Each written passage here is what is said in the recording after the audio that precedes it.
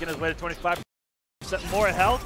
This is, you know, I say you never have a health lead against Bane, but this one's pretty susceptible, and as long as he does not drop this, it is going to be game over. And, all right. And what's great about the Flash, once he's activated that Speed Force, is that air escapes no longer become a defensive option. Yeah, what an answer from Honeybee. That's a hidden rule in Injustice 2, is not to air escape while the Flash activates. Yeah, peace. Pack it up. And this time, Honeybee coming right back at it, continuing that forward momentum from that last match. Look, nice bait, and he's just having his way. Now, Honeybee is flowing, mixing as ever clear as he has throughout the entirety of anything, and I like the idea. All right. But baited out the wrong wake up. Oh my goodness, barely getting out of that. That would have been huge damage for Burrito as he is venomed up. And any hit right here is going to spell massive damage. But the early down two, he knew he was going to go for the neutral jump, wanted to bait out some kind of wake up. And Honeybee is going to get the kill here. Winding down. It was at level 3. Wasn't too sure with the damage negation there. But Burrito back is officially to the wall. 1 health bar to live right now. Yep, 2 hits, fighting right through. Honeybee using all of the right buttons to negate the armor. Yep. Oh, beautiful read too. Yeah, too good. Honeybee is just firing on all cylinders, making all of the right reads, throwing out his multi-hitting attacks at the perfect time to negate all of Burrito Voorhees' armor. And now, big time trouble. Debuff there. Honeybee's going to make his way in. 1 mix, and this is going to all but do it. Unclashable damage. Hey, that's it, hey. Oh, he's going to get with some more on Wager Blade. Hey. This is just spelling disaster. And that is, yo, Honeybee, that's exactly chill. how game 1 closed out. Hit him with some plus frames. Knew he was going to try to disrespect. I think Honeybee just sent a message straight up. That was so nasty. Those last 2 games, Burrito Voorhees didn't necessarily get the chance to get anything going. Honeybee was like, yo. There was momentum in his hands. In Burrito Voorhees' hands. And then Barry Allen said, I went back in time. Never happened, bro. It never happened. Hey, Flash, can you... Peace. Yeah, peace. Yo, can I put... No. But I have Venom. No. Nope. Just never happened, man. You can't. Also, shouts to Burrito who did bringing his pad in a box. Keep it nice and crisp, you know?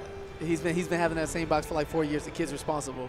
Yep. But unfortunately, Flash doesn't care about that either. Hey, man, I pressed the... Peace. You know? Yeah, but I woke... Nah, it just... Nah, man. The Flash just doesn't care about anything you have to do, Payne. He has multi-hitting strings. We go back.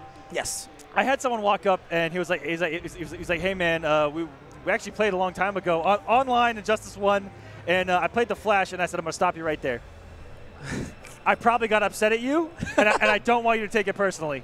I was like, right out of the gate, let me put it out there. But the Flash, very mix-up heavy, very fast. Yes.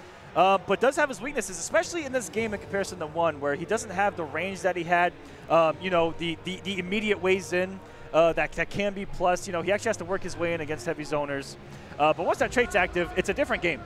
It's a different timeline. I mean, you're talking about some of the best character powers in the game. The man literally slows down time or speeds it up depending on perspective. Listen, the Flash can do anything that he wants to. He can make it up, and as long as he says, well, because of the Speed Force, it can happen. We have to let it rock. Yep. Yeah. As we're finally going to get into some losers matches here. All right, so we have a losers qualifier. As we know, Burrito Voorhees will exit out into the losers top 24. He doesn't have to play again until tomorrow. But a little bit of juice for the other, because there's 3 out here at Combo Breaker. For the other loser of Pool C2 is going to be Gravity's Alcatraz against Irish Mantis. Irish Mantis. Irish Mantis fell to Burrito Voorhees, I believe, in the bracket. The brackets are up. I'm not sure if they're being updated live. I would assume so, but which was unfortunate because of GGA. What is this? The pre-match hug? Yo, chill. I thought we weren't hugging in season 2.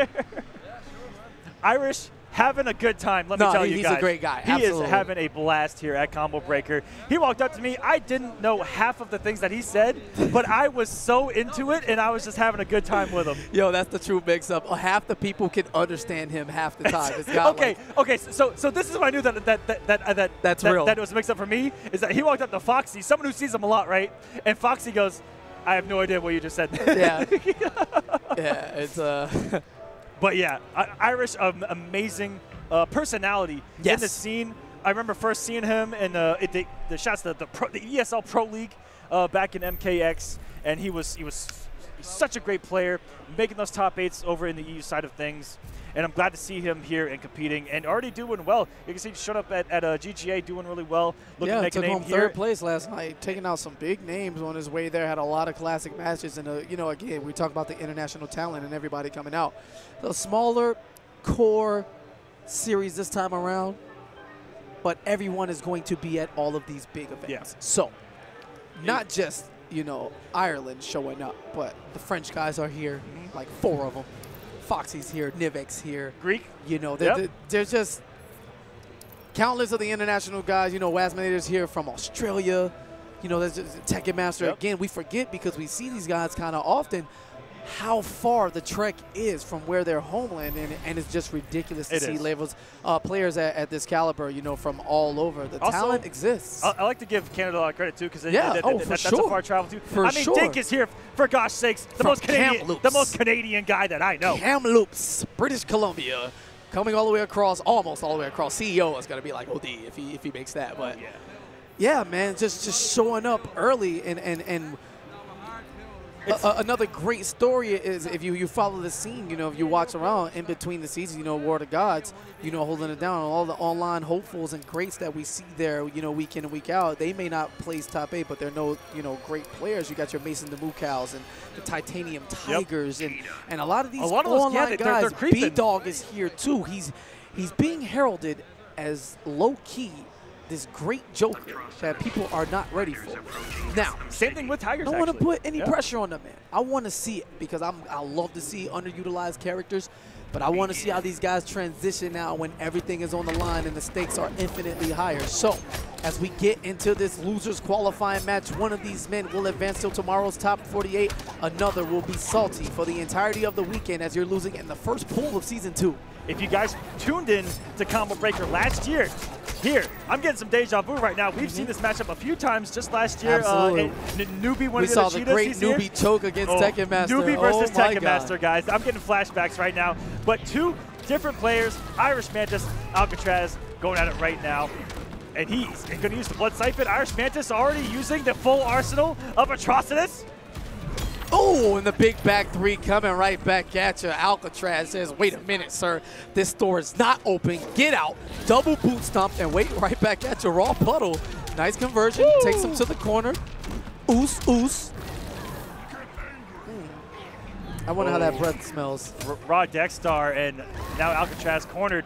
Oos. This is Mantis way back into the matchup. Down 2 in the trade call. Of course, you want to press the button right there. Absolutely. Keeping it safe, baiting you out. Now chip damage territory. Does he have enough? Yes, he does. Gets it right before the gap where Alcatraz simply could have just crouched and against one of the smallest hitboxes in the entire game. And Alcatraz going for some funny stuff there. And an excellent call out by the Wake Up at Irish Mantis to shut that down real quick. You see Irish Mantis going for raw puddles a lot and a lot of wake ups because he knows Alcatraz is a guy who wants to play 0 to 100. Smart clash there. A meter burn cancel was definitely coming in from Alcatraz, which was going to be followed up by a back 3 transition. You're looking at about 500 damage there, unclashable with that trade active. So, really crazy opportunity. Great puddle by Irish Mantis. Again, taking advantage of Alcatraz's impatience. Ooh, oh my goodness, what an up vomit. Yo, that was a reaction. Chill. Irish Mantis, you need to slow down. What's crazy about what's happened in the past 60 seconds is how much meter Alcatraz has been able to hold on to, and the resources that he has now available against Irish Mantis, who does not have a wager or an air escape. Raw puddle, she can kill right now. Raw puddle, and it allows him a chance to clash. Maybe Irish Mantis looking to simply get rid of the mechanic so that he doesn't have access to it. That way he can play his game, you know, with no alterations. And gets the jump in now. Alcatraz going for that throw midstream. That's basically free. No one's ready to block that. Keeping things mixed up, and here's the grab. One more from Alcatraz. Yes. Another one, and all he's chip at this point. Going for the down 1 there is Irish Mantis, but Alcatraz going up 1-0 here. Trying to defend home turf here. It's rough, in the United States. It's rough. But Irish Mantis trying to join the international. You know how it is competing. Once you get put in the loser's bracket, man, everything, that light just turns on. And every match you sit down is like, yo, if I lose, I'm body. Yep. Like, I'm out. Peace. So you turn on everything you can. You get that extra reactionary juice. And Alcatraz now, all of it working in his favor. We saw, again, Irish Mantis. I can only talk about the matches at GGA while he was here. And there was a lot of footsie base. You know, he took out Slayer 3-0 twice. Took out Gross 3-0. You know, he beat Coach Steve 3-2. And an atrocity. Like, it was all a lot of footsies and great space control. But, man, Alcatraz just plays so fast and so wild. I don't know if Irish Mantis is going to be able to adapt the way he wants to. Yeah, and you know, that's what's great about the unorthodox playstyle of Alcatraz. And Cheetah herself is against these guys that are trying to play their game. It takes away from them. Yeah. And a mark of a great player is what you can do in a situation where your game plan's taken away from you and how you can adjust. And that's what we're getting to witness right here. Yeah, you see Irish Mantis beating Alcatraz right there with heavy reads. You're seeing more of the 50-50 coming from him instead of just a raw, slow down, neutral game that he tends to play. But Alcatraz with that leap jumping, this should be enough to kill. All right, a face full of marble as Irish Mantis back is to the wall. No steam activated, but connects to 4-2 string. Big advancing normal from Irish Mantis as he switches sides. Dexstar safely activated. Nice catch on the back there. Here we go, and all the resources the Irish Mantis has now. He's in the driver's seat, into the corner. Blood Siphon is up, and it was just going to chip away. And that was a really good swing by Alcatraz just to get him off of that Blood Siphon. Otherwise, it was going to keep draining. All right, in super territory now. Great bait from Alcatraz. Will he jump out? No, that is +8 on block. Don't forget, I mean, how could you? Coach Steve and Star Charge almost had like the beef of the century over that. Stories from the scene, just a little far back. Absolutely. Ooh, didn't get the punish out. Even though Irish Mantis was sitting there -4,832,000. All right, great number. I like the choice. Dashing up, trade is activated for a little bit more. Gonna slice something up. Alcatraz looking to mix in. Irish Mantis has had enough, 2 hits, but doesn't have the meter to continue for the combo. Won't need it as the puddle is enough. Irish Mantis on the board, 1-1. Alcatraz taking a little bit of time at the pause screen. I like it. It does hit rematch, but takes a second or two. That breather can meet all the difference in an early round decision, but they make the same one with Irish Mantis coming out on top. And that's a rare read. Well, that's a stage-dependent read right there. Having the Statue of Anubis, you see a lot of guys go for the instant jump normals into it to get things started. Yeah, remember when it was unblockable? Ooh. Yo, chill. Ooh. Yeah, I agree. And wow, it just ducks the last hit. Did not get an optimal punish, though. And Irish Mantis is going to get full combo here. Good air escape by Alcatraz, not to give him too much momentum on the health lead. Coming in from downtown. And he staggered that stand one a lot into the sweep. Irish Mantis finally catching onto it and getting the block, taking his turn accordingly. And and that's a punish, yes. Even from that far away, 1 bar, 437 with that trait active. Wow, and doesn't commit to the stand. One goes for the long one. Great pressure now from Alcatraz. Will Mantis wake up? He does. Gets extremely lucky that cartwheel was going to send her leg that high. And Irish Mantis survives that sequence. That was scary. Yeah, super read there. And what was great about the wake up DP there by Alcatraz is to put him out of the corner. Irish Mantis could have gotten that combo to side switch, but that's okay. He's got the resources out. He's sitting pretty. I like the patience from Alcatraz. He really decided to jump back for whatever reason. Not sure what he was trying to evade there, but runs directly into the shield. And Irish Mantis, again, is going to scoop him up with that puddle at max range and the clash. I like it. This may be the last opportunity he gets to go for it, so you take it while you can. And Irish Mantis is not gonna challenge him. Ooh, a rare trade on the dive off the pounce attempt. They're simply getting neutral jump punched. There by Irish Mantis coming in. Oh my goodness, with the drop kick from the top rope. Double boot drop. Wow. Oh, and a double back dash. Alcatraz had a chance to block there, wanted a little more for his troubles, but instead eats a full combo. Dexstar's out. Here comes the Siphon. He's going to be in the corner. Yeah, Mantis just going to stand there and drain him away little by little. Smart stuff. Chip damage territory. Yeah, that's it. Oh, my goodness. And you saw the reason why he stayed out of that range and didn't overcommit is because he didn't want to give him any opportunity to clash. Absolutely. And just let that thing do its job. And the Siphon just sucking blood away as quickly as possible. It also kills with its damage over time if you're close enough. So Atrocitus and Mantis use all of the tools. You don't see the Blood Siphon used much. And he's using it consistently. Absolutely. I actually haven't seen that used since a catch-up combo video from the beta. Oh my god. Yeah, with the explosion, so good. Yeah, with the explosion. And look, that's how you know Irish Mantis is making the reason and feeling himself. He's doing a puddle that close with no Dexstar to cover his track. So the smart stuff taking advantage. He's been able to amass the majority of his damage with Alcatraz in the corner, and a lot of shimmying going on. Finally commits. I don't know how many shimmies you can do, but Irish Mantis is trying to break the world record over here. All right, slowing it down. Alcatraz is now out. Great reaction, but Cheetah a little too fast on the approach from that leap. Trade is activated. Oh, I had a chance for a whiff punish there. Oh, no. And a little too far out. Alcatraz trying to keep the pressure going, and there's the command grab. We haven't seen that at all. Yeah, this cat does have claws, just doesn't have the range to it. Yeah. Oh, here we go. All right, he's going to get as much as he can, and it's going to pressure him with Dexstar active. Very ballsy of Alcatraz. Irish Mantis is going to get the walk-up throw. Will you see a wake-up? No. But you got to respect any challenges that work against Atrocitus. Otherwise, you are just holding mix. You're holding all this damage. But because sometimes you have to risk it for the biscuit.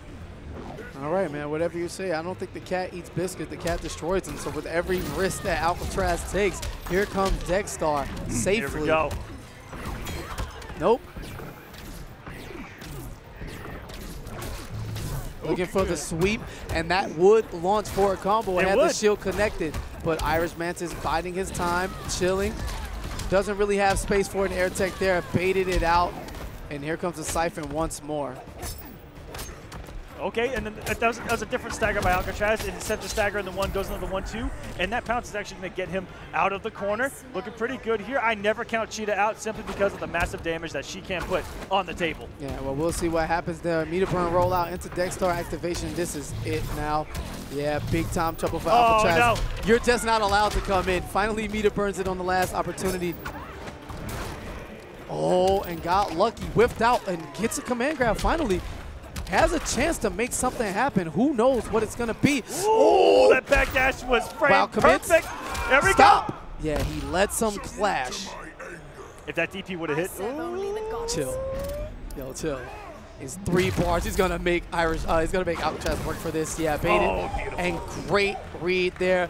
You know, Alcatraz looking for the raw cat summon so he could punish with the jump in, but Irish Mantis far ahead. Oh, no. All right, cool. He's international, so we'll let that one slide. But we are denying Sonic Fox hugs for Season 2, please. I don't know if the memo went around to all the competitors. This is one of the man's few journeys to the States. Shout-outs to him. And making it through on the loser's side, looking good, too. Absolutely. Unfortunately, that's going to be the end of Alcatraz's run. But let me check the Combo Breaker attendee handbook here. Oh, and, so I got to make sure that hugging Sonic Fox is not okay. Is that in the rule book? Look at this thing, by the way. Combo Breaker has a beautiful attendee rule book. Yeah, it's so handbook. Good. It's so good. But we were speaking of international players. This is bull. There's no. I got like a warmth in my heart when I learned that a certain someone's actually here. KP McFly. McFly has made his way to ETC, the guy from Chile. You know, he's been around since the MK9 days, creating all type of tech and holding it down out there. And I met him once, but man, it's been so long. Yeah, it's been so long. It's been so long. I ran into him and just I lit up. It was such a great experience.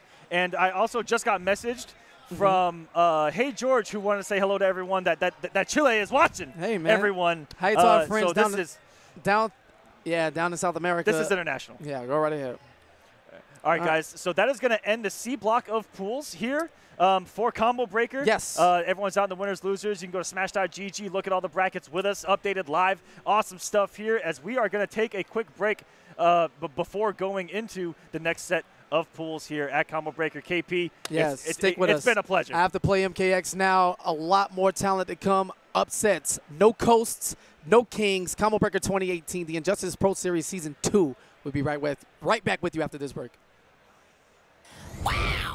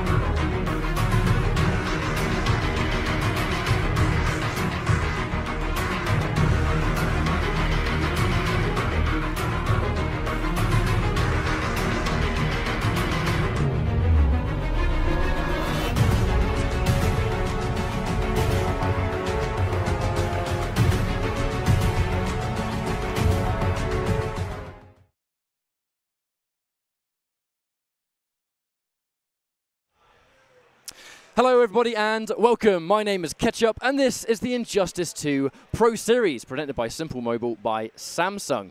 Now we're going into our next block of pools, as is always the way at these grassroots FGC events. First match is actually going to be V-Man versus Ark Bat. Now V-Man, a lot of you guys might know V-Man through the world of YouTube. This guy does a mixture of combo videos, sort of these funky story mode playthroughs that have cool combos in them. He works with a lot of the other combo artists.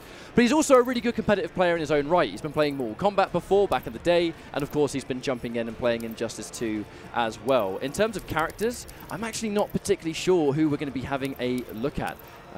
But I can see Batman and Superman at the moment, but obviously we're not going to see these guys until they've done their buttons.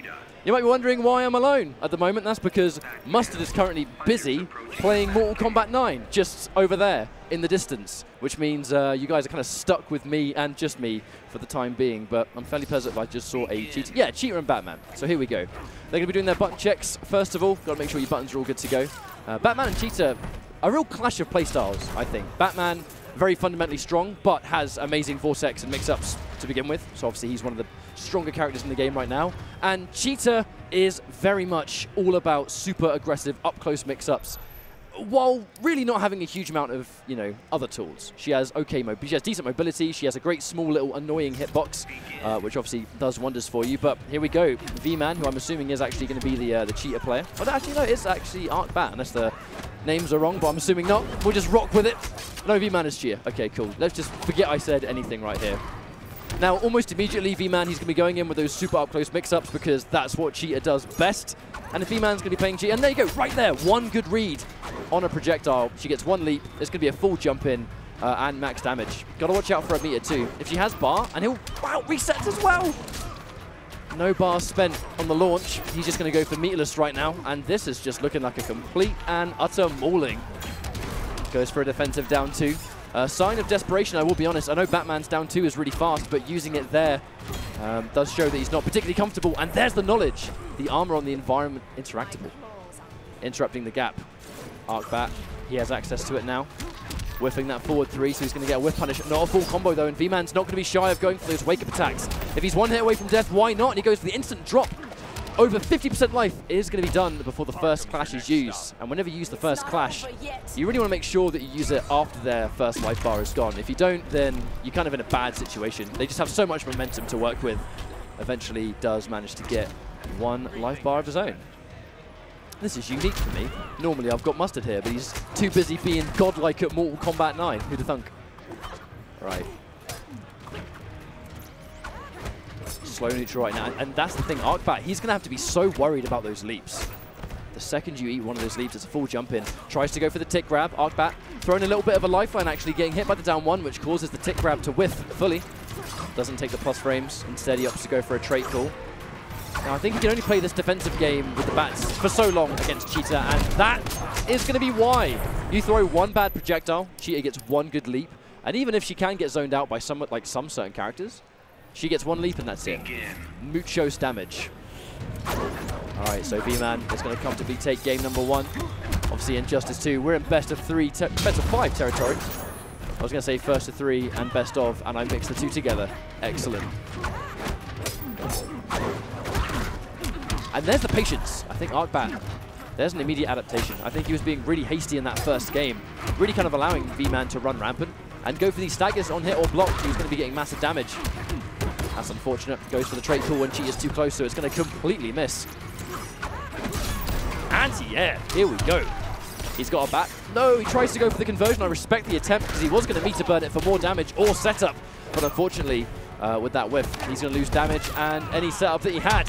There's the back 3. V-Man, full combo.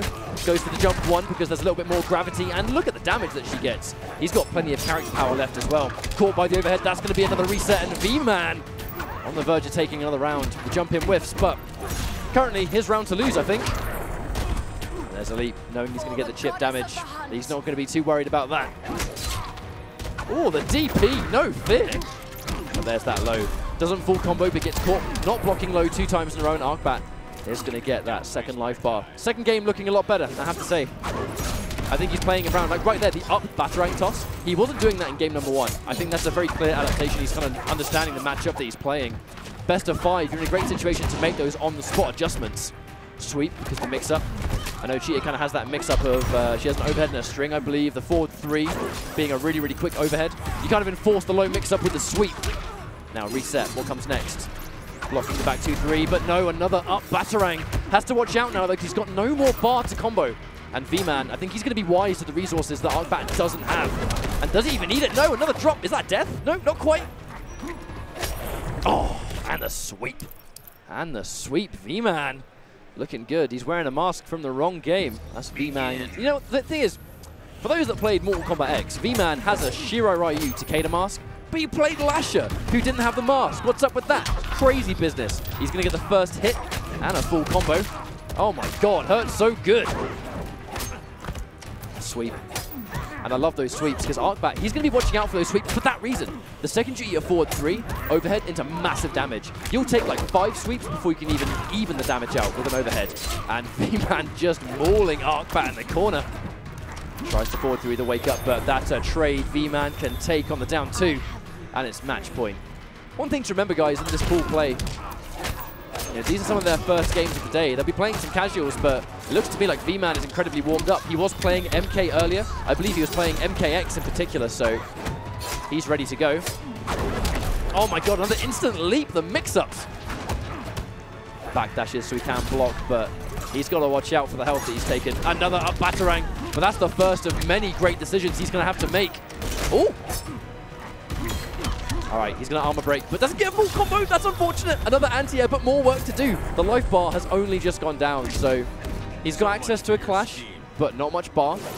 He's going to have to potentially build something, I think, unless he's in a situation where he has no choice. The problem is, look how much damage that did. That's insane, and he does it again.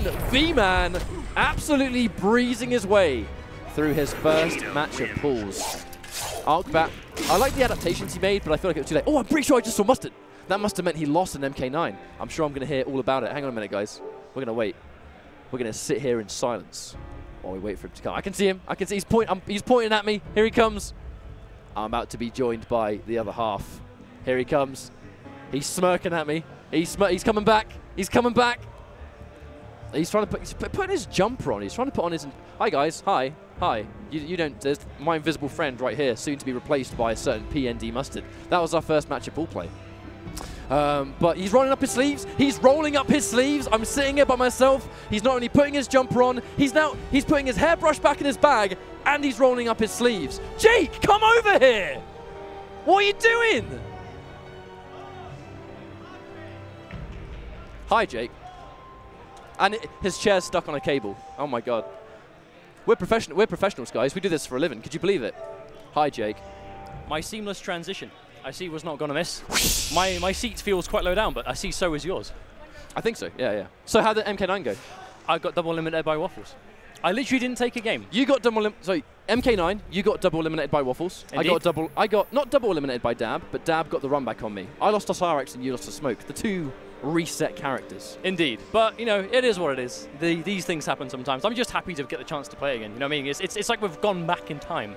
Now, for those that are watching right now, obviously we're here for Injustice and we're going to be engaged into Injustice mode right now. I can see Buffalo stepping up to the plate, so we're going to see some of that. I mean, quite crispy Sub-Zero. Considering we were just talking about Mortal Kombat. I mean, now yeah, we see Buffalo starting to fade. I mean, obviously he has been playing a bit of the Michelangelo as well, so it could be a bit of a toss-up. I think he's kind of settled back on Sub-Zero. At least I've seen him online a lot using the character. He definitely seems to enjoy both of them for sure. So, when in Injustice 2, for those of you that are just watching, Combo Breaker really, that's why we're talking about MK, and obviously we're branded up with NetherRealm right now, right?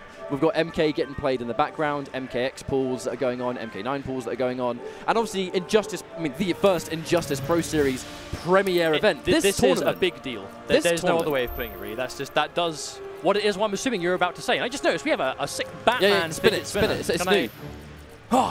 It's not the bright, the Simple Mobile Samsung ones, like bright green. We had them at Evo. This is also a Simple Mobile, but this is a Batman edition one. This is the best, and it's completely knocked me off my train of thought. I'm very sorry. I was about to say, Combo Breaker is such a wonderful celebration of NetherRealm. You know, across the board. That's why there's 3 games.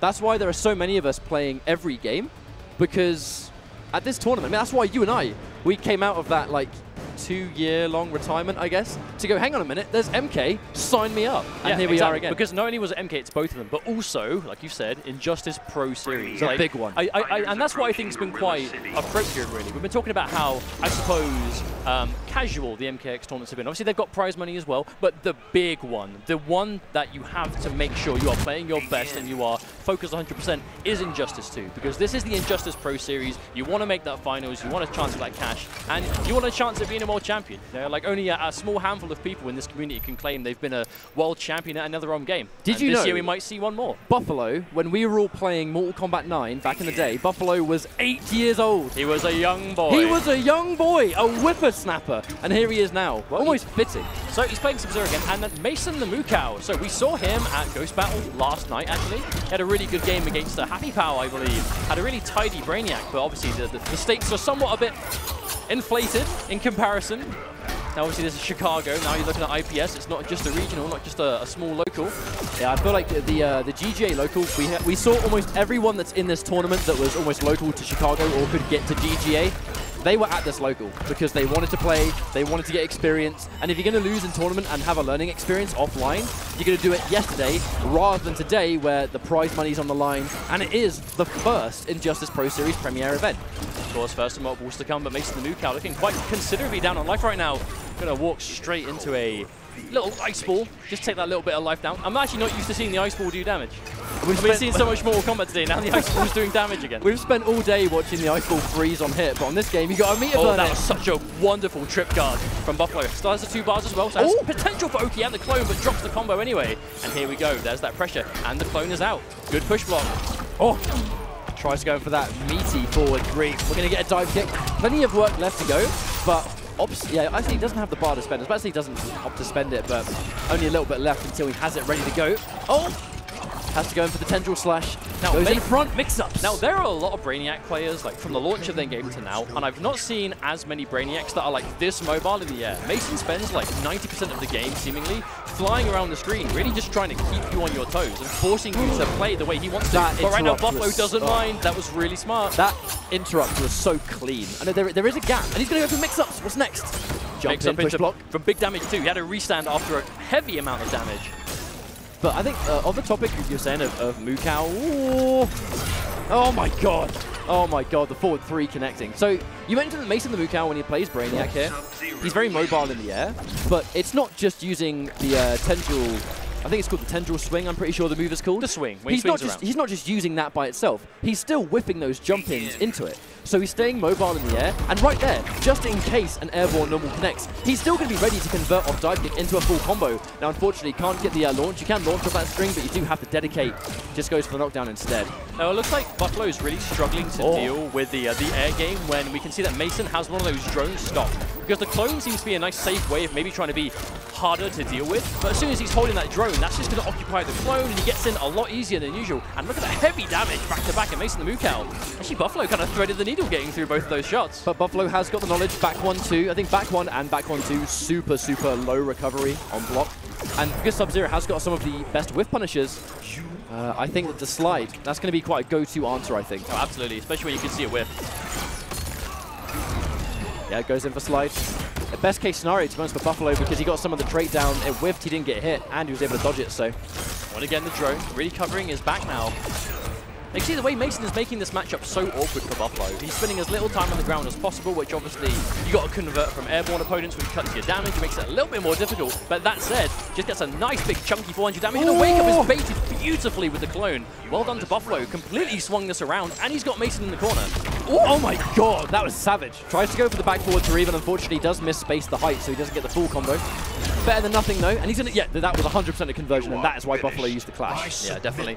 And that's going to be guaranteed health back. Can't imagine he'll spend all of them, but yep, 2 bars gone down. Sub-Zero in his bare arms, looking a little bit like he needs some more help on those. Oh!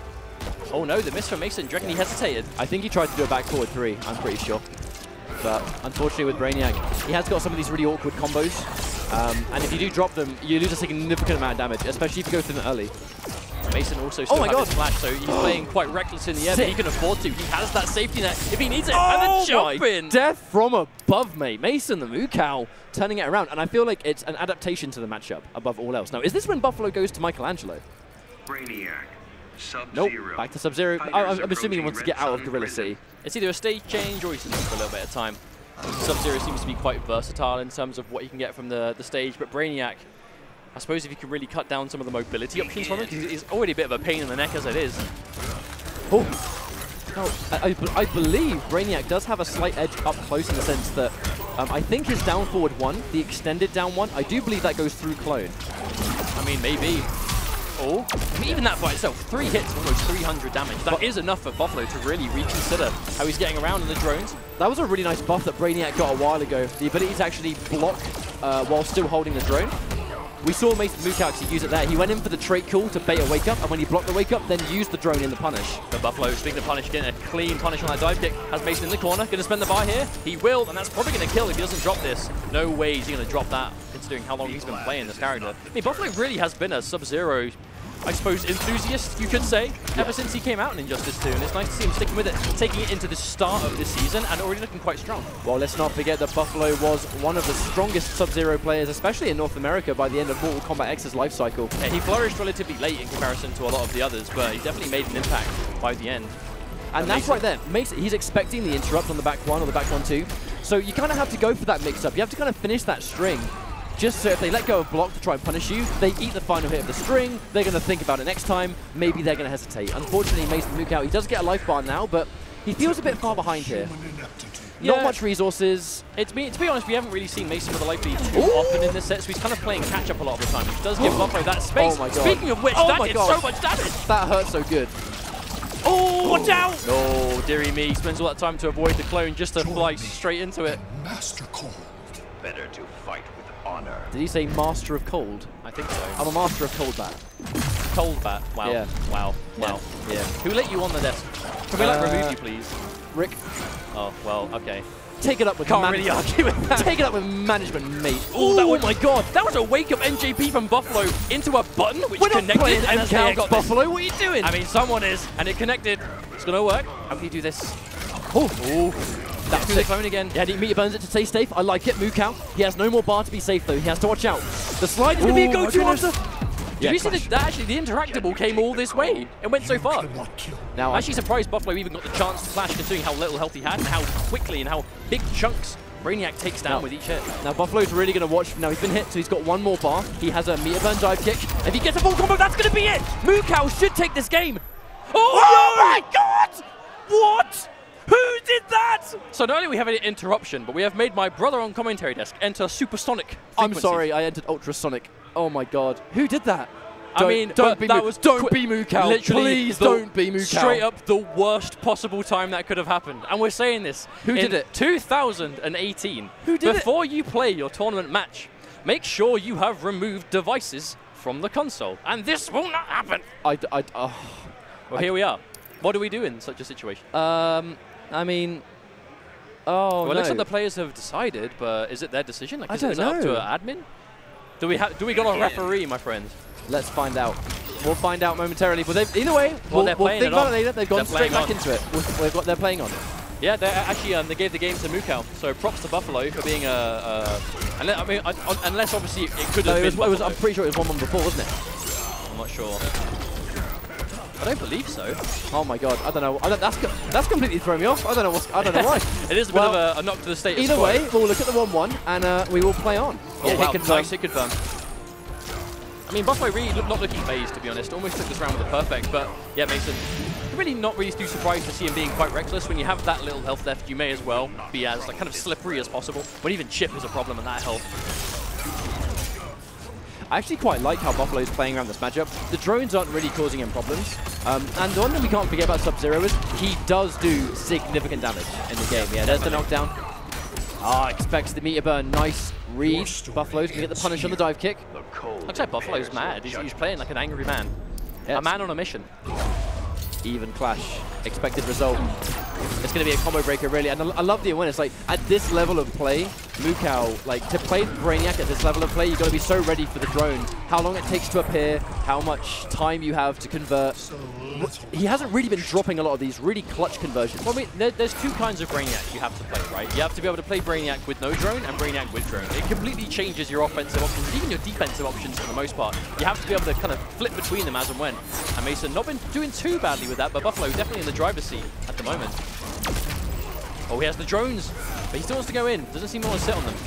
Definitely wants to finish this in the armor. Wow. That was so brave. He dashed completely up in his face just to get the armored interactable. That was really cool from Buffalo. That might be death. Oh, he gets the air escape, so it's going to keep him alive, but no meter to make the charge safe on block. So Buffalo's going to run away with that one, and it's 2-1 to the Sub-Zero Kid. Yeah, he's definitely looking strong. I definitely think Buffalo's offense is really clean, at least. Because, I mean, Brainiac is, I suppose, a more awkward character to approach than a lot of them, especially when like he has the space to move around. So being able to really kind of contain him to the point that you can get such a big life lead, it's really working out for Buffalo so far. Oh my God, look at that hat. He's got a better hat now. I mean, it's not a great hat, let's be honest. It looks like... I don't know what's the big like white panels on the side. It looks like the thing like you wear when you do like UFC or something. You know those like padded, like boxing helmets. Kind of. Yeah. I vaguely see it. That was a wonderful air tear from Mason, but didn't have the bar to EX the dive kick. Oh, catching and press buttons. And I love the awareness, actually, when he knows he catches a dive kick at a certain height where he can get the down one. He has the execution to land it, and it's, I think, spatial awareness more than anything else. Well, the fact that Mason gets damage from every single dive kick, even if it seems to come at really kind of, I don't want to say random times, but very kind of unorthodox times, he's still getting combo, which means that every single dive kick is calculated. Like, he means to do it. He's not just throwing it out there and hoping for the best. He is ready for it to connect. There's that knockdown. What's next? Just challenging it on Wake Up now. Unfortunately, that is going to be hit confirmed into freeze, and Buffalo is going to get big damage on this. Yeah, he would if he didn't drop it. It does give Mason some time to get a Wake Up attack and build that space up again. And he's got the Gallagher drones. Actually, I love the use of it. Like, if you're near the corner and you have a little bit of space, the drones really are used kind of like as an obstacle. It does a really good job of kind of just creating that harassment on screen. Well, they are doing a good job of kind of shutting down the clone in neutral, but Buffalo doesn't really need the clone to get the damage that he's got so far. He just seems to be really playing around Mason more than anything else. He's not really enforcing too much rushdown on Mason. He's just kind of dealing with Mason's aerial game. You know, he's just getting damage every time he punishes a dive kick. He's hitting him out of the air. He's making good reads on basically everything at this point. Well, it's one of those things where, like, oh, that's going to be a full combo, actually. Oh, doesn't get the down one. Funny height on it. No, the dive kick goes through the clone. And Mason the Moo-Cow on the verge of going to losers right here. And Buffalo just one hit away, so it's not the end of the world for him. I think any damage here is going to be bonus damage. That consolation damage. I will collect your magic. There's also going to be a clash already. Mason going to be missing that, I suppose, the later this match goes on. Oh, that was a good read. Jump back button. I mean, again, we've seen him do jump back button, jump forward button, and then dive kick when he sees it not connect. So it's definitely covering those options. Going in for that meaty meter burn forward 3. Now Mason's in big trouble. He gets caught one more time. It's going to be game over. And there's no clone, so he's going to get the freeze. I mean, he's got the damage, right? There's no way he doesn't have enough damage here to kill. Oh, but he's going to go with the meter burn forward 3 overhead instead. A good series, but Buffalo's going to be coming away with that one. I think V-Man forgot something on the stage. In there and out. Which means like it was V-Man's pad that did the interruption. No, he gave us a bottle of water, I think. He just grabbed his water. He was checking how much was left, making sure it definitely was his. We've all been there. I mean, you have to be sure, right? Can I have my water bag? Actually, just look in the background at how many people we have here. So many different stages, so many different games on show, and a great turnout all around. And can I say, it's good to be back. It is so good to be back. It is good to be back. It's been a whole year. I missed being here with you at this event. I missed Injustice 2. There's no getting around. There was a bit, especially if you're European, there was a bit of a dry spell, you know, in between the end of Injustice Pro Series to now. And it's wonderful to see the world coming back together. You know, we have Foxy Grandpa here, we have Europe coming out in droves, Irish Mantis, we have Happy Pal, we have people like Tekken Master, Shark Teeth, and then all of North America and Canada. And, you know, Latin America, everyone is here to play, and I'm excited. Well, of course, shouts to you guys and girls at home that are tuning in, checking out this Injustice Pro Series event with us. Combo Breaker 2018 Injustice 2. We have players that are raring to go. You know, like you said, there's been a bit of a dry spell for Europe and some international countries that have been really eager to get back into it. It was while we were waiting for plans to take place, and now the wheels are turning.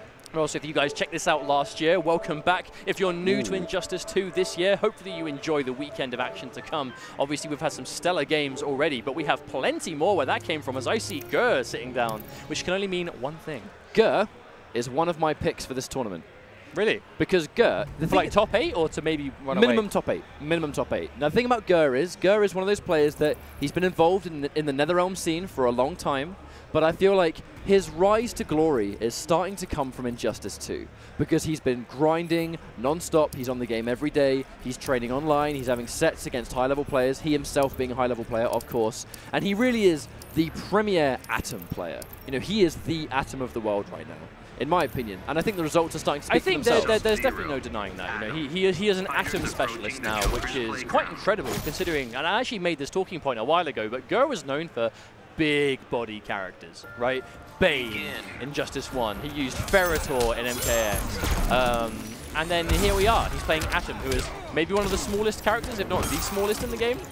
He can become big as well, just on occasion. I mean, he can become a big body, I'm sure, but it's not quite... You're ruining my point with your lore. Mate, I live to mess you up. Now, Gur, the thing about him, which I was going to say, is that he's one of those players that he didn't take a break in between Injustice Pro Series Season 1 and 2.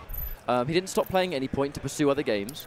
The entire time he's been grinding, preparing for tournaments. He's been going to all of the North American majors that have existed before IPS this year, and he's been doing really well at every single one. I feel like of all the players, he is riding some of the highest momentum going into Combo Breaker 2018. Then I will swat you like a bug. That rain costume, so crisp. But Sub-Zero again. This actually is not a matchup that you see all too often. Atom's trait, obviously highly irritating. Mostly mids, but he has that instant jump into overhead, which is kind of hard to scout. Not a lot of damage, but it just kind of acts to irritate you, really, keep you on your toes. EX teleport, very fast. Excellent move. Yep, absolutely. That's going to be... Oh, nice hit from Sub-Zero. A nice trade in the air, though. Relatively even, to be honest, and there's that teleport. Now, Atom's neutral is obnoxious, right? Like, he plays to be very hard to hit, almost like a fly, right? You're just trying to swat him out of situations. Low profiles are locked, but then at the same time, Sub-Zero's clone, there's no... I mean, the only real way around the clone is kind of teleport. He can kind of maybe trait over it if he really dives in, but it's going to be, I suppose, a bit more tricky than most Sub-Zeros are used to dealing with. Well, Sub-Zero did say he would squash him like a bug. He's not currently doing that, as he's ever so slightly losing, but Gur's going to get that hit. Nice confirm into trait as well. And that's going to have that round in between to really recharge about, I mean, I suppose a third, almost half of that trait bar by the time he can start moving again. This is an interesting neutral. He's going to be dropping those chemicals because, of course, different chemicals in different orders give you different on-hit effects. Very popular one being the one that does damage over time, which we're no doubt going to, I think, see from Gur if he gets the opportunity to. Oh, hang on a minute. Tries to whiff punish with the air trait. Good. Blocks away from DJon. Oh, wow. Must have just been a little bit too late to hit him coming out of that trait. Oh, wow. That's usually your reward for being able to block against a full Atom trait sequences. Almost getting a guaranteed punish, but you have to be in range. Atom, another one of those characters that can get a full combo from a down 1 on a good read as well. If you're a character in an Injustice 2 and you can full combo off a down 1, you have such an advantage, it seems. I mean, your little crouching light attack tends to be one of the fastest buttons you have. So if you can turn your fastest button into a, a launching or a comboable special move, you're basically turning your fastest button into something that you can interrupt strings with, you can challenge frame advantage. Oh, he's out there. That was so smooth. Oh!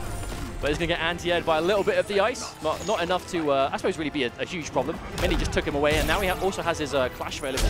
So has a little bit more options. Unclashable back threes for days, and there is the damage over time. If DJon wants to come towards him now, it's going to take so much damage! And that's it, he's dead. He's dead. That was so smart from Gur, to throw down the damage over time clown, the green gas, and then the second DJon got near him, he went for the ground pound, which obviously, if you go down in the mist, you're going to stand up and take some more damage, but it really stops you, right? The only thing you could have done, I suppose, maybe jump on a hard read, but are you just going to read a ground pound from that distance? That was just a really good read from Gur. Now, that first little initial bit of advantage is going to go to DJon, but the thing is, oh, the awareness, I like the patience, but no, doesn't confirm an ice ball. That could be a very costly mistake. Maybe as he's back to the corner as well. He lost a lot of momentum for that mistake. Look at how much corner carry he would have got, the damage on the table as well, and now Gur, he's in control. Drops the forward one. I believe that's forward one in this game. I get so confused. I don't play him in this game. I just goes MKX strings. Oh wow, wake up throw. It's going to connect. Wow, was that just a wake-up ground pound? Good, 3 ground pounds back-to-back. My man doesn't care. And there's the stun. He's just stomping all over the place. That instant teleport is so dirty. So quick. And you have to block. Well, it's obviously not an overhead. You didn't have to block the other side, but full combo for trait. Oh my god. Enough to take away, but almost. DJon's now on 7 points of health, and that's it. That's minuscule damage from a minuscule man. And Gur taking that round already. I got to say, the micromanagement of Gur's Atom. Micromanagement? Is that like another pun? It's literally not a pun, but I feel like there's no getting around it. It's really impressive. This is the hallmarks of someone that has been playing Atom for a very, very long time. Like, he knows his spacing. He knows that if he buffers down 1 into charge and DJon presses the button, he walks into it. If he walks into it, it connects. If it connects, he gets stunned. I love this neutral from Gur. I mean, he's always doing something. It's gunshot, ground pound, chemical, teleport, trait. Like, Gur is so hard to read in the neutral. My man is a mad scientist right now. And there's the overhead, so hard to see. Oh my goodness. Completely unreactable as well. But how do you avoid 24 health away from an Atom player? I mean, Gur's doing nothing yet. There we go, found the down 3. I mean, surely when an Atom player has that much health, there is almost no way of dodging it. Because as soon as he gets trait, the trait is just going to do all that chip, surely. I don't think there was really much of anything he could do about that. Now, I expected to kind of see us go back to character select. Even if it's not to change characters, it will be get some time, change the stage, first of all, because a lot of these interactables greatly benefit Atom in general. But also, just give yourself some time to think about it. We've said this so many times. I've no doubt, KP and Mr. Aquaman and everyone else that's commentating this event will be saying the same thing. If you're going to go back to character select, if you don't change character, it's because you just need time. But he might go Green Lantern. He's checking his buttons. That's not a good sign. Unless he has different... If he's changing character, he isn't. Okay. Sometimes players do have different control methods for different characters. Some like Brainiac players would change the trait to something that isn't Circle, right? Some Brainiac players, especially if you play on pad, will bind they'll bind their their character power to L2 or LT, whatever pad you play on. And there's the blocking. Oh my god, blocked like 90% of that, but the 10% that connected meant that Gur was safe as houses. Oh, he's throwing chemicals on the floor. Can't do that down here. That's dangerous. Now that high meter burn projectile, the reason I think it's working out for Gur is because he's getting a good read on when DJon's going to try and press the advantage and go in. Obviously, if he sits there and crouches, that's just going to be a bar wasted. But Gur is so confident on how he's conditioning DJon to pose in space. He's landed almost every single one, bar like 1 time. Hey, speaking of confidence, like Gur does that thing from full screen quite regularly, where he's going to set up the blue chemical, like the blob that goes along, and as soon as you block it, he constantly jails you into some more chip with the ground pound. He's managing all of these different decisions all the time, and he's always pressing something. Damage over the time. cloud. This is playground for Gur. That's dead. He's dead. That's it. Yeah, that's it. Has more than enough bar to go, and Gur is on match point already. 2-0. Looking to, oh, I don't want to say effortlessly, but definitely with little problems, going to get through this match here. I'd use the word convincingly at the very least. I think that's safe to say. Yeah, wait. I think he didn't anti-air because he expected the clone. That's why Gur pressed no buttons. Oh this my time, goodness. though, knowing that he's not going to clone. Good down 2. I feel like Atom's down 2 is actually quite easy to get though in that kind of situation. Because when obviously his crouching animation being him just shrinking, you're literally smaller when you go for your anti-air. Like you are so much safer than a lot of characters in that situation. It's a great design choice. I think NetherRealm did a good job of making this character, you know, he's small, right? So let's try and make small being an advantage for him without making it broken. I mean, he's definitely irritating, but I wouldn't say he's definitely overtuned. You know? Exactly. There is definitely not an abundance of Atom players making waves right now. Gur is definitely a pioneer of this character. Down get, 1. Yeah, not really a punish on that slide with the down 1, but he has the life to not really worry about that too much. You would benefit from I still feel like Gur is in control of the series. Yeah, Even on bar, but definitely not on games. And the corner pressure. I mean, he's taking so much damage without even having to be there. Oh my DJon was sure he was going to go into that clone there, but it just wasn't meant to be. And DJon has only 70 points of health, and the meter burn teleport will do more than enough to cleanly take that third match. And now let's go moving on. Not a huge surprise, like you said at the start of the series. He's definitely a favourite, I suppose a safe pick to do really well, I suppose, across the board. At the very least, maybe to have perhaps top 8, top 16. Obviously, the Gur has had quite a lot of momentum this year, especially moving into this, obviously Combo Breaker being, I suppose, the most stacked event of the year for Injustice 2. Without a shadow of a doubt. I mean, but this stacked is because of players like him. I would 100% agree. I know we have players like, you know, shout outs to Deoxys if you're watching at home for whatever reason. Sorry you can't be here, bro, but almost every single top player in Injustice 2 is in attendance in this game, and this tournament, and Gur is no exception. He's here to play. I strongly think he's going to be one of those, picks for top 8 because it's the grind, it's the effort he's put in. He's never stopped practicing. And this matchup, it's going to be, I believe, Australia versus Illusions. Yeah, I mean, it's Wasminator, not Australia. I know what you get. I wanted to say North America, but Wasminator, he's the strongest player in Australia, definitely in NetherRealm games. I mean, there was. What was it, MAG? There was a big Australian tournament as of late, and Waz was the winner of both. It was called BAM, I think. BAM, yeah, what am I talking about, MAG? What am I talking about? I'm getting confused.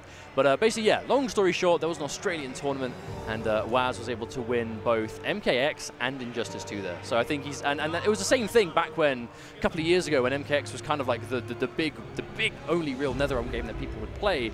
He was the strongest player back then as well. So he's definitely going into this, I think, as the Australian favourite. If there's one player from Australia that's going to make waves right now, it's probably going to be Wasminator. Obviously, they do have some other good players around. Obviously, we saw Googie as well for MKX earlier on. Nice to see him again.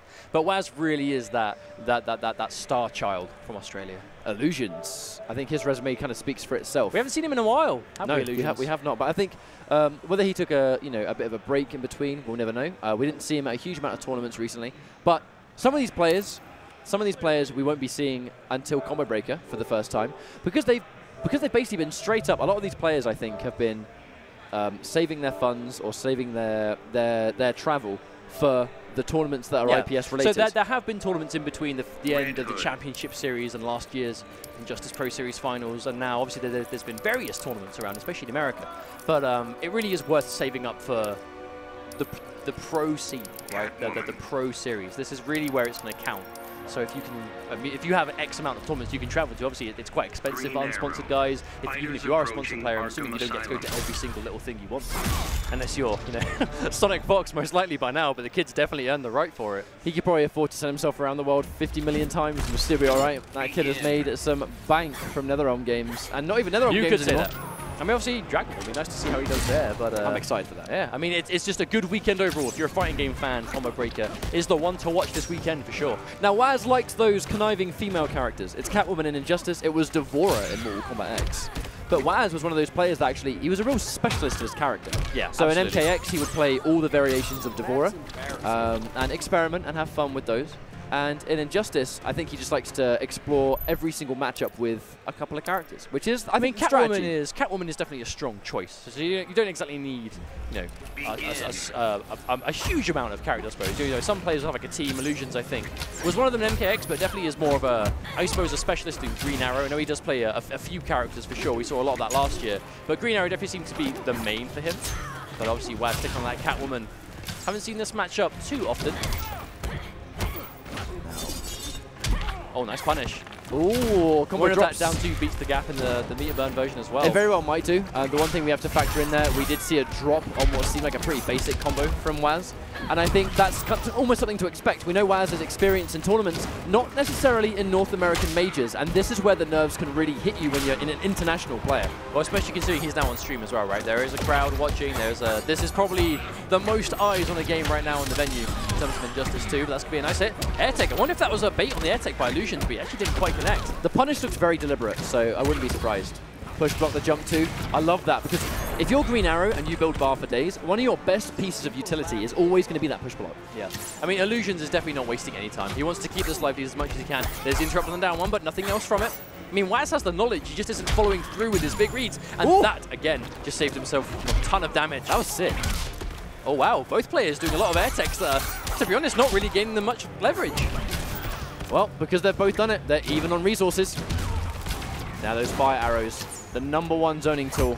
Now the goal here for Illusions is going to be escape the corner at all costs. Oh, wow. With punish. Yeah, nice trip guard. That missed jump in is going to punish him. That first life bar is going to go down now. And he just tech roll out of the corner, gives himself all the space. And you need that but wonderful air to air from Waz. Using that meter burn cat dash. Now Waz actually managed to tie this up now. He was down for basically the entire match, but not anymore. Ooh. Green Arrow has elements of mix-ups from those traded arrow charges, but if you see him jump, he can only go overhead, so standing up on reaction, super meta. Catches him with the Hurricane Bow, just on the magic end of it. That's going to be a full conversion. Yep, Waz having the clash, but he's got more bar, so he's going to get one more lifeline. I was going to say 9 lives, but that's only 1 life, isn't it? Yep, I respect the attempt, but to be honest, not really necessary. Poor execution on my part. Oh, Waz though, looking right. Oh, wow, wake up attack, no fear. Oh, no! Does he get the back 3? I think he was going for some optimal damage, but misses the combo. You don't want to give Wazminator a chance to get back at this. Oh, but my cheeky gentleman. Actually, it missed completely. That was actually really sick. I was going to hit hype for that finish, but he missed it. Arrow ball, cancel, arrow instant jump shoot. I mean, when have you ever been hit by that?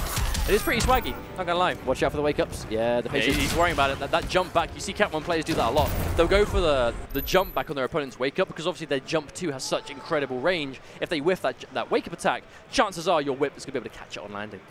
Yeah, because I mean the jump back was an anticipation of a slide, wasn't it? So yeah, that's one of the strengths of Green Arrow, that he has so many wake-up attacks or moves that can function as wake-up attacks. It becomes almost a mix-up in which one is he going to go for. If he's going to go for a slide, you can't punish the slide, but if you expect it, you can make it whiff, which requires a very hard read. If he doesn't go for that wake-up, then you've jumped back and you've actually given Green Arrow the space he was looking for all along.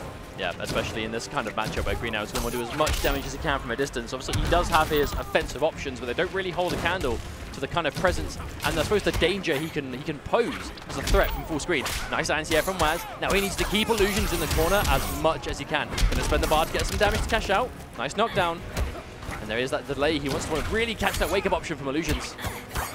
Now this is Catwoman's playground. The second she has you in the corner and she's kind of within that jump distance range, she controls so much of it that getting out can be really risky. She has so many options, massive corner damage. Even post-patch when she did have her damage weakened a couple of patches ago, it's still more than good enough. And down 1 into character power just to guarantee some decent damage on the table. Yeah, of course, and he's got a lot of the game to build that trait back up again, so he's not going to be too worried about spending it this early. Oh, nice meter burn roll. But I love the way Illusions is playing this neutral. He's not always going for damage.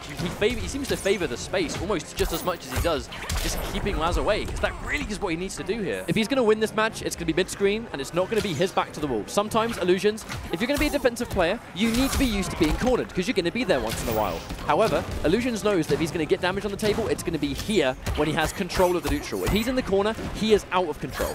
Yes, indeed. The defense from Illusions, but he is losing health. Oh, no. No block on the meter burn of that overhead. Waz is going to have to watch that for sure. You can't be letting a Green Arrow player hit you with that. Oh. Oh. Yeah, I actually like the slide on reaction to the jump so he can reverse positioning. He didn't want damage there. He just wanted to swap sides. I love it. He has no interest in going anywhere near Illusions. He really wants to play at this kind of sweep distance. But and beyond. He's doing a much better job at evening out the life too. Ooh, baiting the wake-up attack. Waz going for a bit of a Hail Mary, but the jump 1's going to connect. And with the bar spent, he's going to get some nice damage. Illusion in a bit of trouble. Oh, doesn't get a setup off that, but doesn't seem to mind. There's the EX. The plus frames respected, but disrespected there. But that's actually going to work out. That's why Waz went for the forward 3. If he knows it's plus and Illusions is going to respect, that's where the forward 3 comes out, which is plus once again.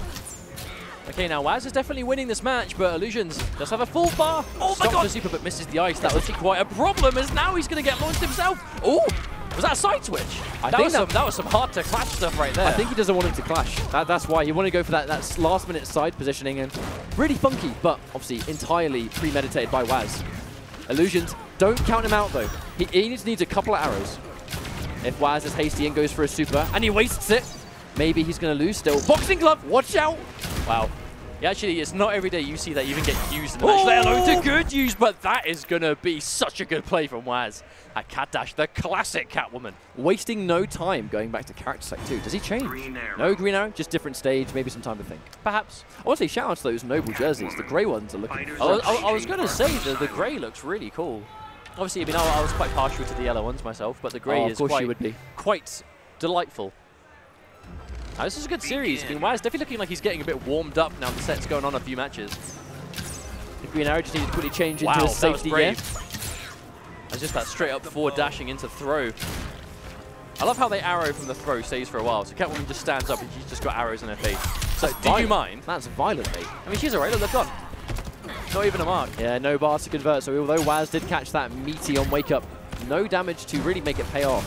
You see Illusions really throwing out those jumping heavies, because when you can see that Waz has left the ground, chances are Waz is throwing out that jump medium, that whip. So he needs to be able to meet it in the air with something that has similar range, or at least enough damage to maybe stop Waz from trying to fly around with it so much. Does he get interrupt? Oh, punish, clean. Thank you, game. I think that's why we haven't really seen Illusions go for too many of those Hurricane Bows, because consistently he's actually been down 2 for his trouble.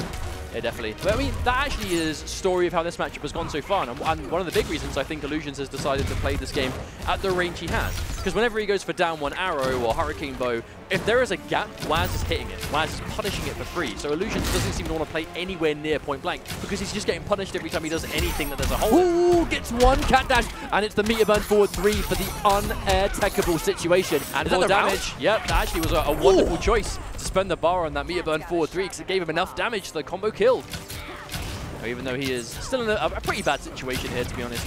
He was able to get that first life bar from Illusions, but Illusions 4 bars of meter to go with the cat dash, the Hail Mary. But when you've got less than 1% of health left, why not? Now let's look at these bars. 4 for Illusions, none for Waz. This is definitely Illusions' round to win, I think. He's got a whole life bar to build it, but this is a problem. And again, down 1 arrow is interrupted again. Waz is letting him get away with absolutely nothing. It's almost shutting down Illusions completely. Goes for the wake-up Hurricane Bow, but all correct. Happy days. Good block. The down 1's going to trade. And a punish again. Illusions. He has so much bar, but he's losing so much health. And he's going to have to clash. He can get as much health back as possible. 3 bars for optimal health, but surely not 4. His back's going to be to the wall, but he has got full screen positioning. I always feel like clashes, they do benefit greatly defensive characters, because you get the screen space. Especially if you've still got bar to work with. Like Illusion spent 2, still had 2 to worry about. And there we go. The down 1's going to connect this time, but Waz gets a clash of his own. Perfectly. My kingdom for a spray bottle. Let's have a look. 1 bar getting spent by Waz is going to even things up nicely. But Catwoman now, no damage to convert into the... Oh my god! I was about to say... Illusions he is not being allowed to do down 1 into arrow. Waz is just punishing for it every time. And that was such a nice confirm on that. Oh, that was so tidy. Oh. And now he's going to play the full screen game. He is not going to go anywhere near Waz, and for good reason. Green Arrow is just a phenomenally entertaining character to watch. Especially in the hands of Illusions, who especially specializes. when someone is just this crispy with that character. But Waz, he is still Catwoman. Oh, hang on, that arrow might have sealed his fate. Yep, regular arrows green now. arrows, surely just normal arrows will do the job from now on, but no, a Savage Blast. The meter burn is going to do enough. That Illusions is going to go up 2-1. He only needs 1 game to move on now, but Waz, I mean, it's been close games. Waz looked a little bit ropey in the first, but he's definitely kind of getting used to it for this. There was that one moment of what seemed like nerves at the very beginning of game 1, but I feel like Waz has done a great job of just, you know, shrugging it off, you know. He looks completely comfortable, and this is just going to come down to who plays better versus who. Yeah, absolutely. Begin. And instantly with a Savage Blast, even if you're not getting first hit, of which Illusions does manage to obtain, so that's big news for him. One of the first throws of the series, and it's already tech. Wow, still paying attention. The second he down 1's, like, you cannot do down 1 into Blast. He does not let you get away with it at all. Oh wow. My god. So every day you see both of those with. Can he actually get something of this? He will! Spends his buff, the cat dash, that was superb. Nice adaptation too. That was very, very clutch. Tidy indeed from Waz. Yeah, there's that down one attempt to interrupt, but now it's the Savage Blast. Like the adaptation from Illusions. No longer down one arrow. It's going for down one Savage Blast instead. I don't think that's going to be the last down one Savage Blast we see either. I mean, it can't be, surely. I mean, that seems to be his only real option. Oh my the god! Respect! The respect from both of these players. Oh so my you god. see a Catwoman and a Green Arrow press nothing right in front of each other for like 5 seconds.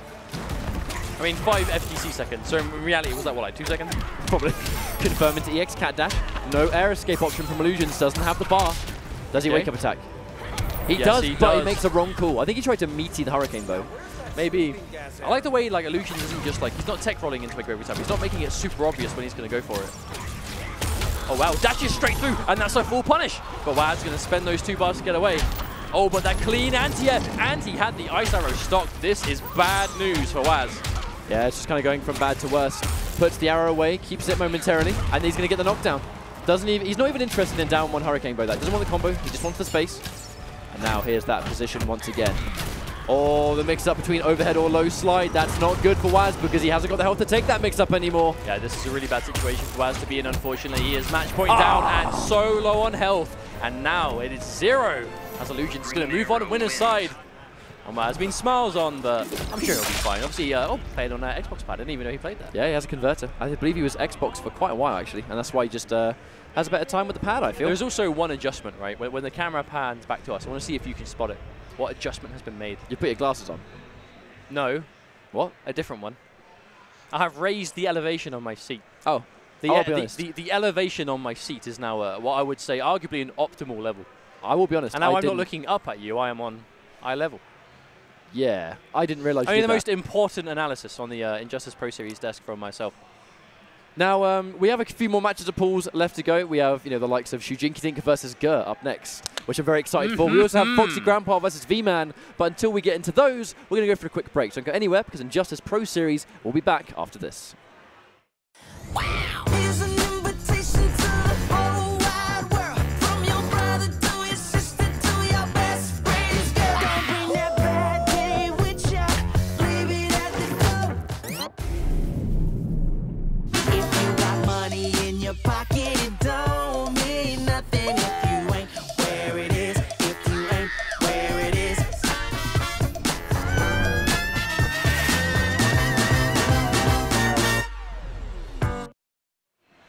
Hello everybody and welcome back. This is the Injustice 2 Pro Series presented by Simple Mobile and Samsung. We have our next match underway, Shujinkydink versus Gur. I'm really excited for this one. Yes, absolutely. I think Shujinkydink is one of those players that he's very rarely in your list of like top level players, right? Like people you expect to make the consistent top 8s, maybe winning the actual tournaments themselves, but you never see him in your path and are like, it doesn't really matter. Like he is a consistently solid player. If there's one word to sum up Dink, it really is solid. And he's playing Firestorm, who is there are worse characters to play in this game, but he's been playing Firestorm from day 1 to now. So he definitely has that knowledge. He understands how the character works, right? And in the hands of a player like that really understands the game. Obviously, he's got quite a healthy YouTube channel as well. Obviously, shout out to any Shujinkydink fans that might be in the chat right now. That's what I'm saying. Bonehawk Brotherhood. Shout out to any of you guys or girls that may be in the chat watching, supporting your boy. I have no doubt there are some Shujinkydink subs in the chat, and if so, give us some emotes. Yeah. I want to see him. I want to see him. But he is up against Gur, who we had a little bit of time to really big up how successful this guy is right now. Obviously, an Atom specialist through and through. Probably the best Atom player on planet Earth right now. I think he really has earned the right to be regarded as such right now. But Atom versus Firestorm, it's going to be something that Gur has played a lot. But how ready do you think Shujinkydink is going to be for Atom? That's always what you have to factor in. When you play these really funky niche characters like Atom, you're going to have experience versus the popular characters. But the popular players that use those characters, or the players that use popular characters, I guess is a better term, aren't going to have as much knowledge versus you. Yeah. So I do think Gur has the edge in this matchup. I think he's going to be more prepared for this. Wow, that's a really yellow Firestorm right there. Yeah, it is. It's like McDonald's Firestorm. Look. You won't be able to see it. Look, I literally that can't. is Muck Firestorm. I literally can't unsit TM for crying out loud. But I mean, like, I'll never unsee that now. Thanks for pointing it out. I mean, we only see it for one game, maybe. There we go. They're going straight in. They're wasting no time.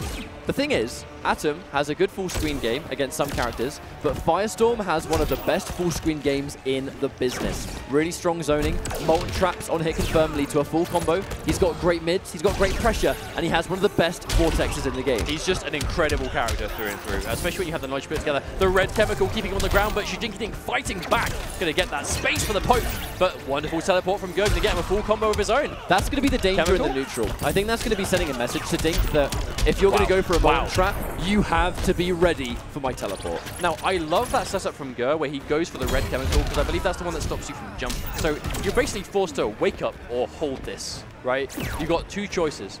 Right now, Dink chose wrong. Really feels like Dink just can't get his flow going against Atom. And you say, right, this irritating character, he's very tricky. It's a unique neutral.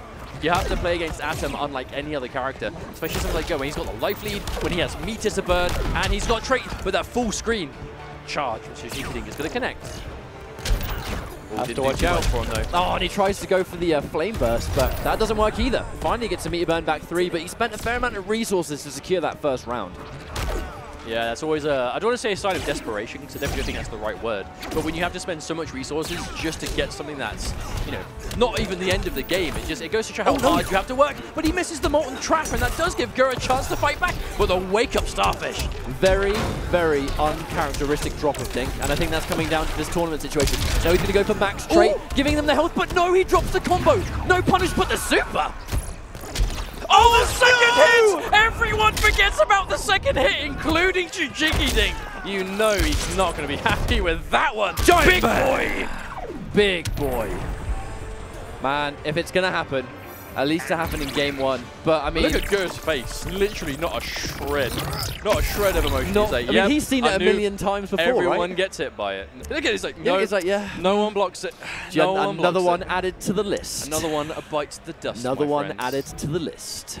Another notch in his pad. He has like keys. He just like marks his controller for every time someone gets hit. He should have some sort of tally that he keeps. should do. That should be like a tally, right? He just needs to keep count.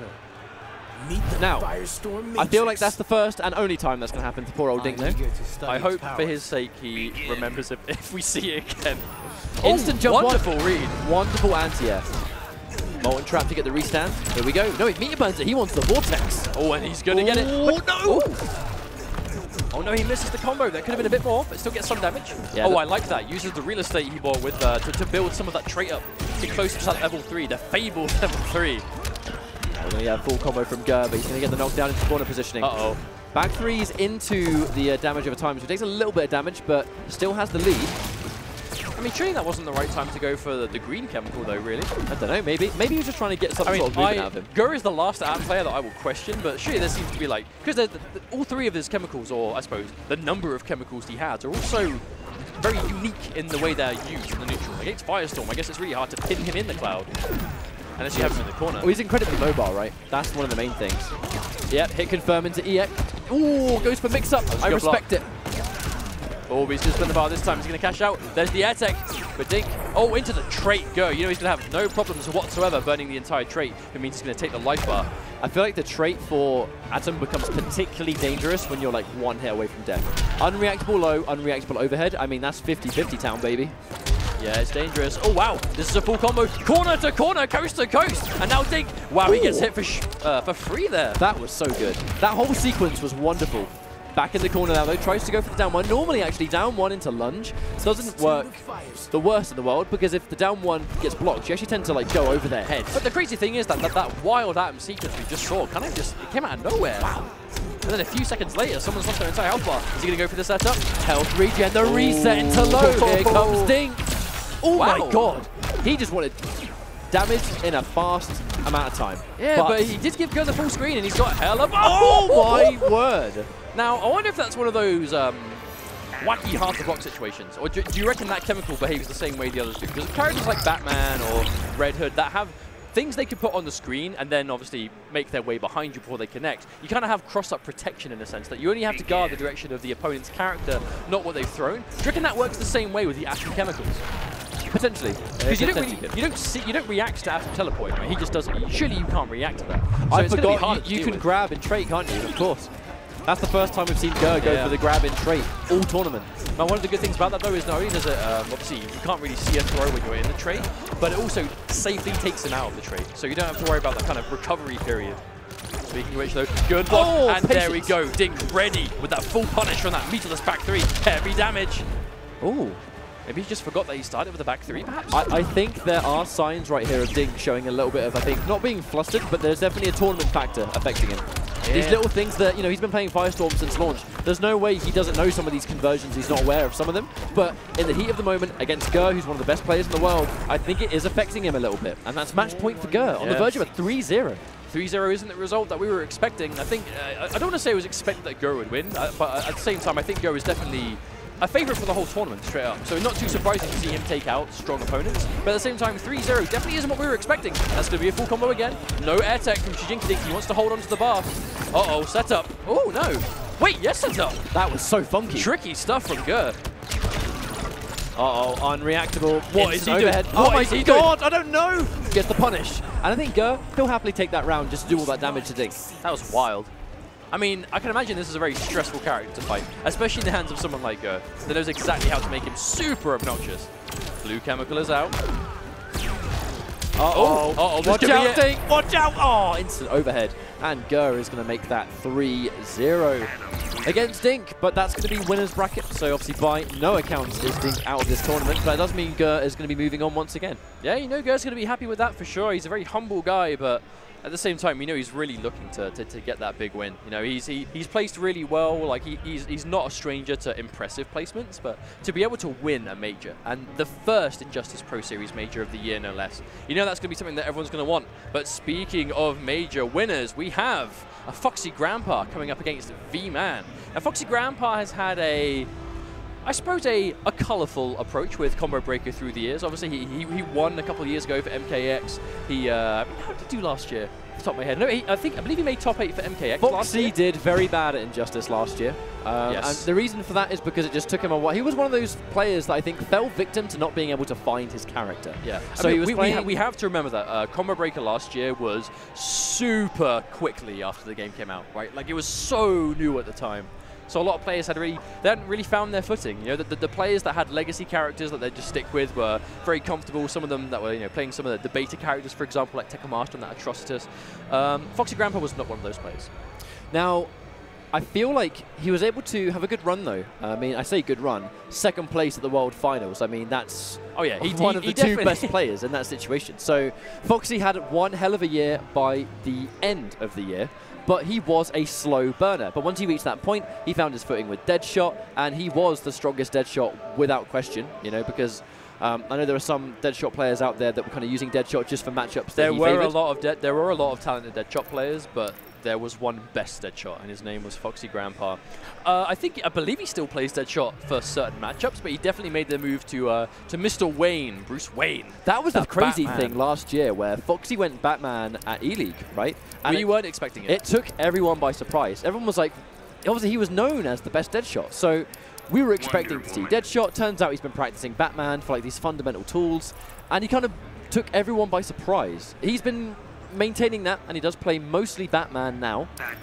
But because Deadshot did get a little bit of love in the recent patch, where if you trait, he in essence goes back to almost pre-patch Deadshot for the duration of his trait. But then at the same time, I feel like we've talked volumes about Foxy, but V-Man, a bit of a sleeper player in MKX. You know, he had that Lasher Takeda, where he had a breakout performance doing well at, was it KIT? I believe it was KIT, yes. I was going back some years now, but he had a really impressive performance early in MKX's life. Obviously a successful YouTuber in his own right. I'm sure we've got plenty of V-Man fans in the chat. Is this going to be the tournament where V-Man, it's Combo Breaker top 8, no rounds lost?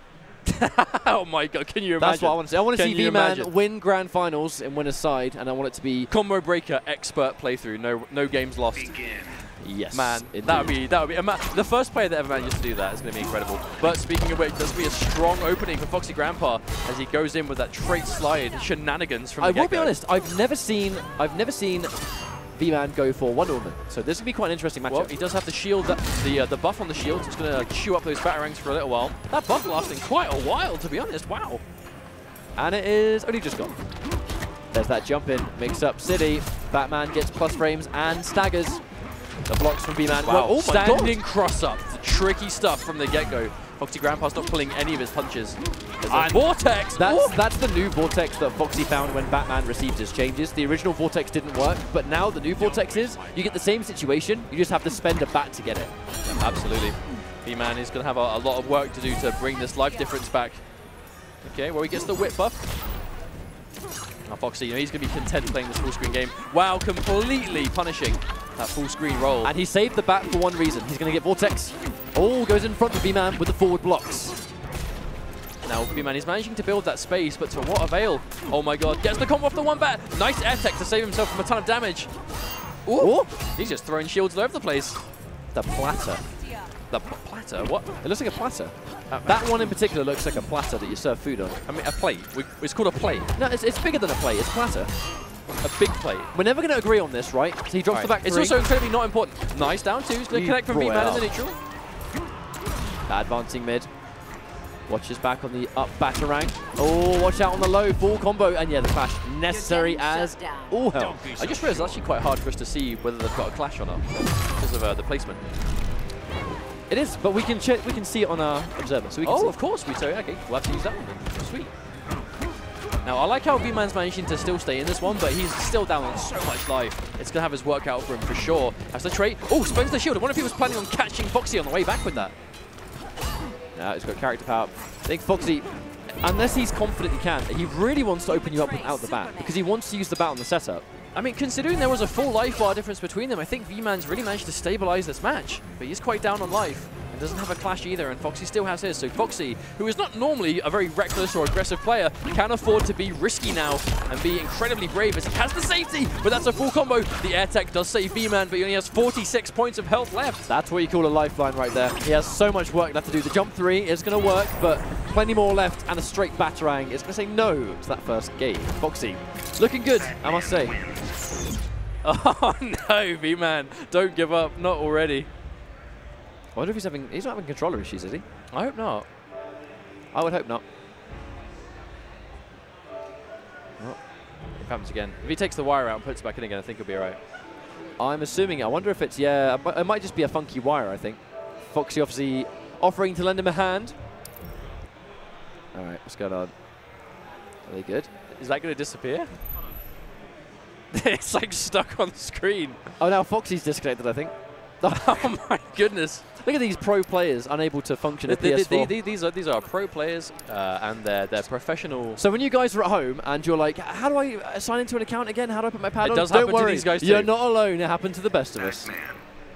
Now, changing to Cheetah, I understand that. He's basically, we did see V-Man actually fight just now against Batman. He did totally fine. So it's a matchup he's familiar with, and it's a matchup he's comfortable in. Now, speaking of matchup, I do wonder how familiar that Foxy's going to be with Cheetah. Because I don't think, I mean, can you say there's any like really, top level European cheaters that he plays on a regular basis? I mean, I know there do exist cheater players. Obviously, shouts to like Pongster. I know Shen used to play back in the day, but that's a long time ago now. Doomsday as well, right? Doomsday in EU. Yeah, of course. But again, that was going back quite a while. I wonder how regularly he's used to it. Oh, that was an interesting combo, Foxy. And there's V-Man really trying to establish that threat. But the thing is, if Foxy being a hyper-defensive player, historically, if there's one player that's going to be ready, I think, for the cheetah leaps, and he's going to be ready for an answer directly, I think Foxy's that player. Dropping the combo, though. Unfortunate.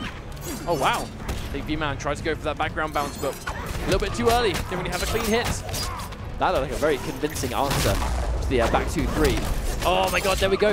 Look at the damage when it's traded. That's insanity. All right, Foxy try and go for that trade to whip punish, but didn't quite connect. There's that way on the forward 3, going to get that first life bar anyway. But to be honest, this does look a bit better for V-Man. The health difference is nowhere near as bad as it was last game. Patiently waiting, catches the low, which is another full combo. The air escape is used, wow. but Foxy with the chase down, another one.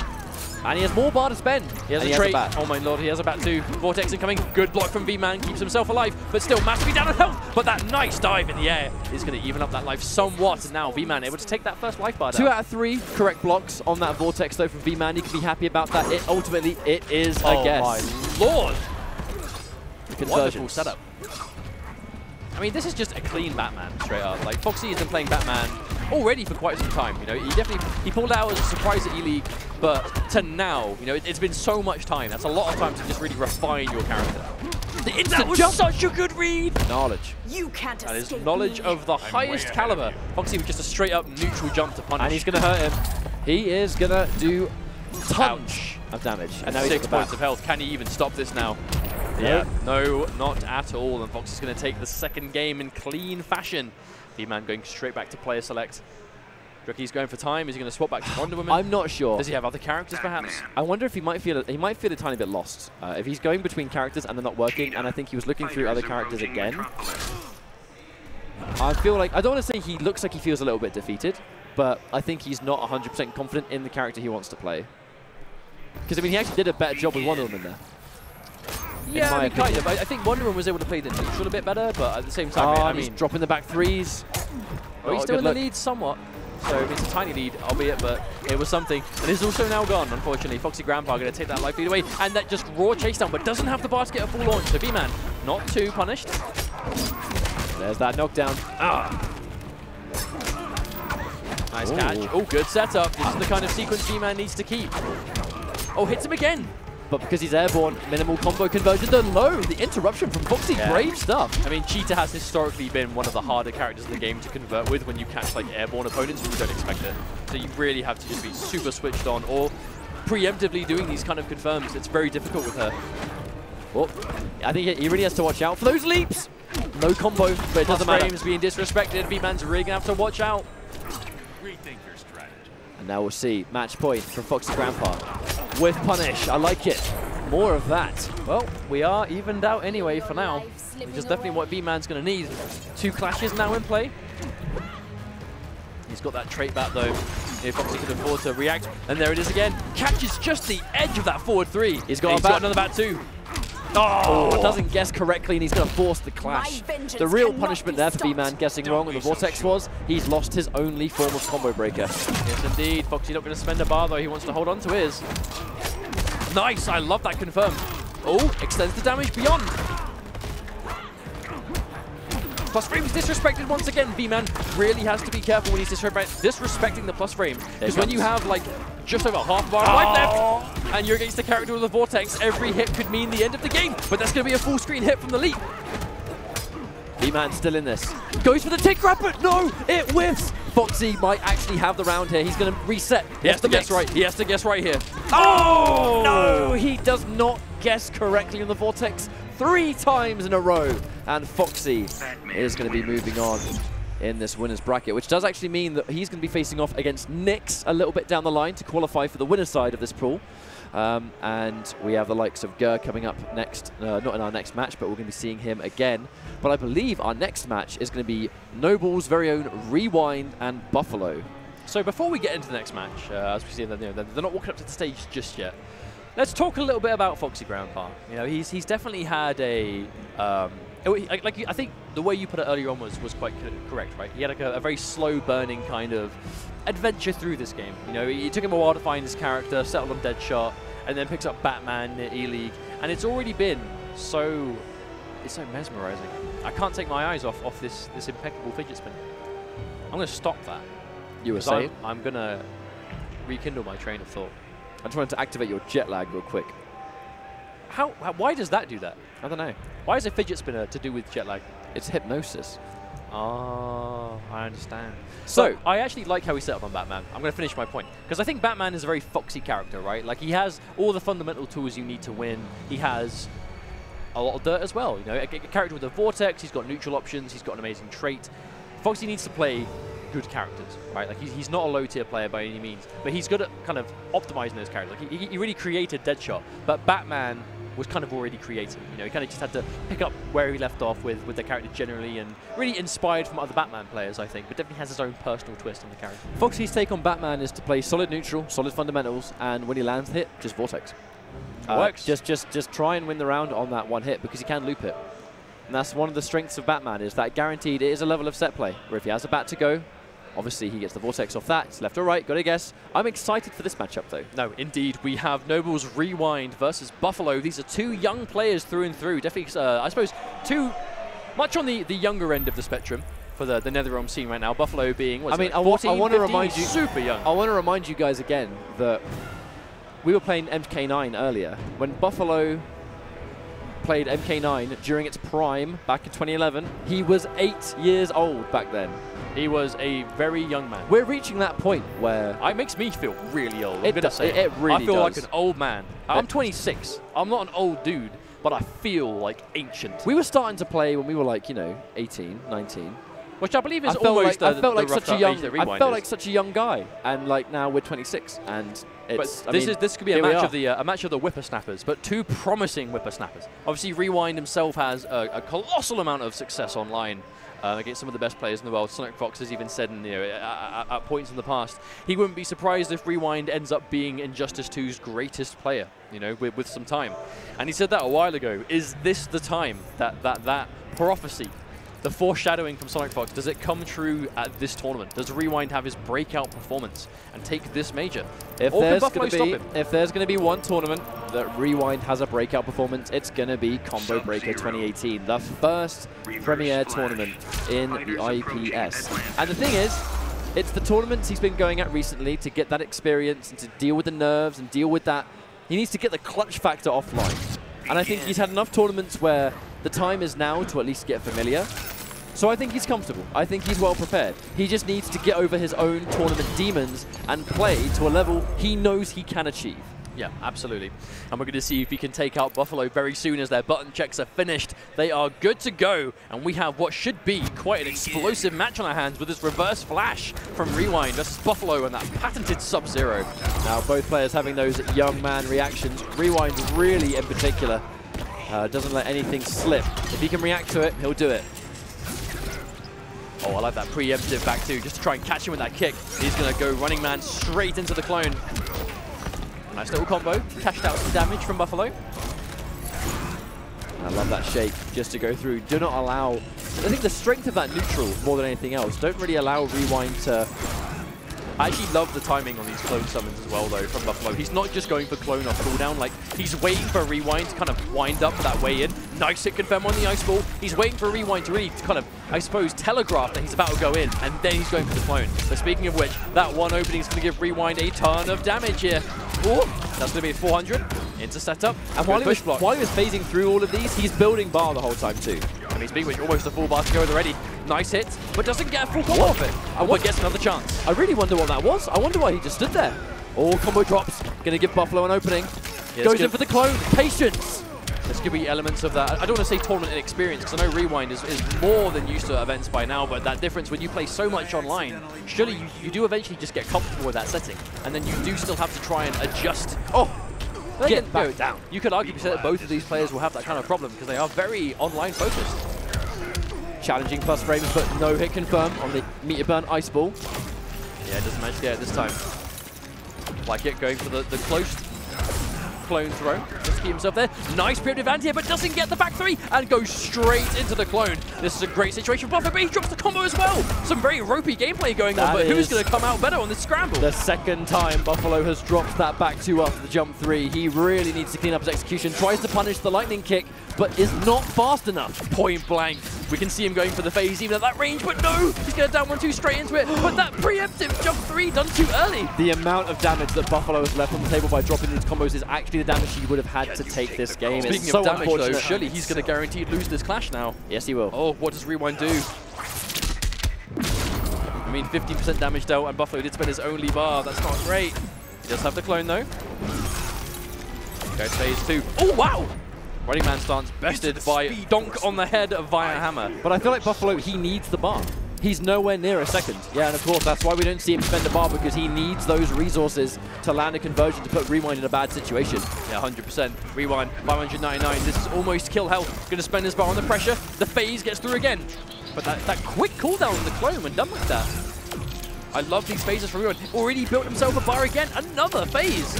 Oh, but that big call out isn't close enough to get the full grab. What is even going on? This is a... Oh my god, did he have time? He does the back three. Do not drop this, Buffalo. Oh, nice. He gets it. Keeps the bar two, so he can still push block if Rewind gets some pressure. But he spends it. I mean, if Rewind tags him once, this is the flash we're talking about. That was almost it. The overhead, good block on it. There's a challenge. The throw tech gets it right on the 50-50 and runs into an ice ball. That was a sweaty match, but Buffalo does manage to take it. Yeah, you can tell both players definitely not playing to their normal clean standard, but I mean, in that kind of match, it's all about coming off better in the scramble and then maintaining that. Because the worst thing to happen when you're in that kind of match when both players are a bit ropey, a lot of execution errors, a lot of, I suppose, just straight mistakes, and there's no other word for it, mistakes in the game, to win that match and go, right, okay, I made a lot of errors, but I was able to still come off best. But to lose that game, that is a big knock to the morale. And we can see Rewind going straight into that Firestorm. And that big read, Buffalo, reading that carpet, and a full jump in is his reward. It kind of goes back to being that character specialist. I'm well aware that Buffalo, he's going to be prepared for the Firestorm matchup. So it's one of those things where he's playing a niche character, Sub-Zero, not the most common of characters you're going to fight in tournament, but he's prepared. Does he get the freeze? No. I know sometimes that can actually freeze. Yeah, I think the clone has to be a little bit closer for it. But Buffalo running away with this. Look at that aggressive pressure. Oh my God. He beats the wake up back 3 and also takes the bar away from Rewind in the process. Buffalo in full control. No anti-air from Rewind. I think he's a little bit shaken. Goes in for the low.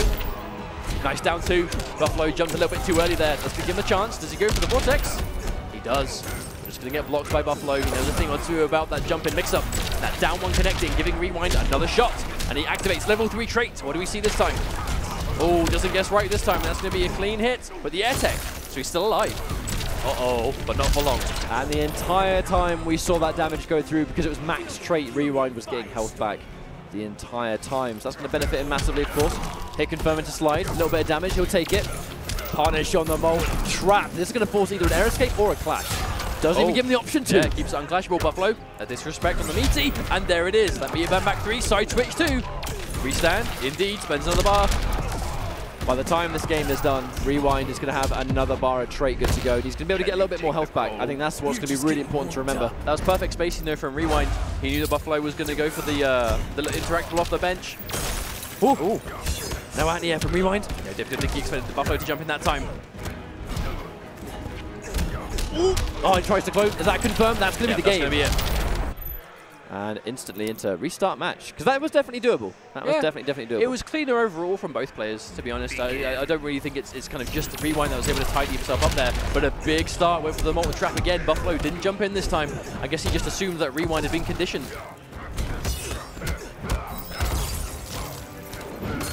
You can see that clone making a lot. Wow. The clone making a lot less impact in this matchup. Obviously, just because Firestorm has those options for full screen. You know, Firestorm has the answers to deal with that full screen pressure, way more so than someone like the Flash. So whereas the clone is normally going to be that big obstacle, Firestorm doesn't really have to care about it as much. Gets caught by the cross-up. Definitely thinks it was going to go in front, but Buffalo now in control. He's going to get a nice back conversion damage. Splat. What's the mix-up?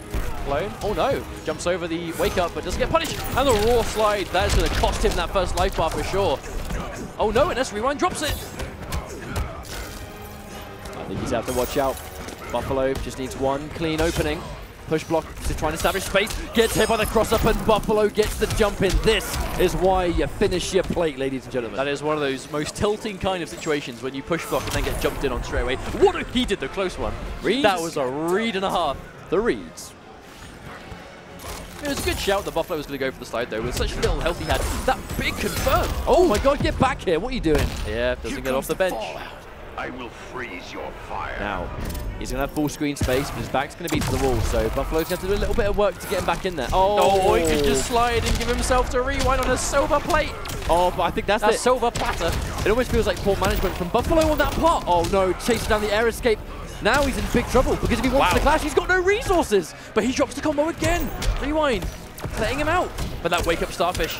Oh, big punish, but no, doesn't get the meter burn. Or maybe just opted not to spend the bar, perhaps. But it won't matter, as that's a big meter burn back 3 straight to the face of our Mortal Kombat hero. And that's 2-1 to Rewind now. What do we think he does now? Do you reckon he sticks to sub? Does he try out the turtle? What do you reckon? I think like it didn't really come down to Sub-Zero there. It did just come down to his own decision making. Like right there when he asked.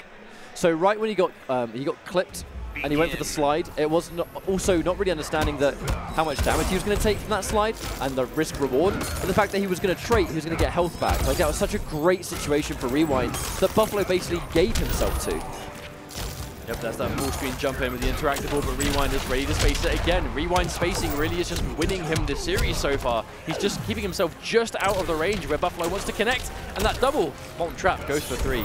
Oh, and that's a wonderful trip guard going to cost Buffalo big damage now. He's losing quite a lot, but Rewind drops it again. Tips rather low, but wow, but that wake up. frames. Yeah, active frames for days. Rewind's going to be on match point now. Pool play. I want to say pool D1, but it's already on the screen.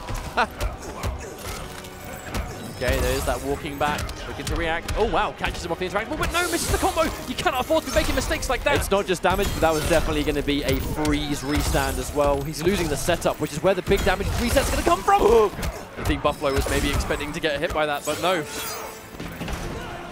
This is some MKX corner pressure right here, sitting behind that clone and doing what he can. I say Buffalo's done a great job of fighting back here, spinning another bar. Yes, he does. Oh, and the challenge on the charge, but I think Buffalo expected it with the down 1. Somewhat expensive, but they still basically have 2 bars each. Buffalo just needs to do 1 special on whiff to get the bar back, so... Oh, confirm, freeze! That's going to be a lot of damage. Does he go for the restand or does he cash out? Restand?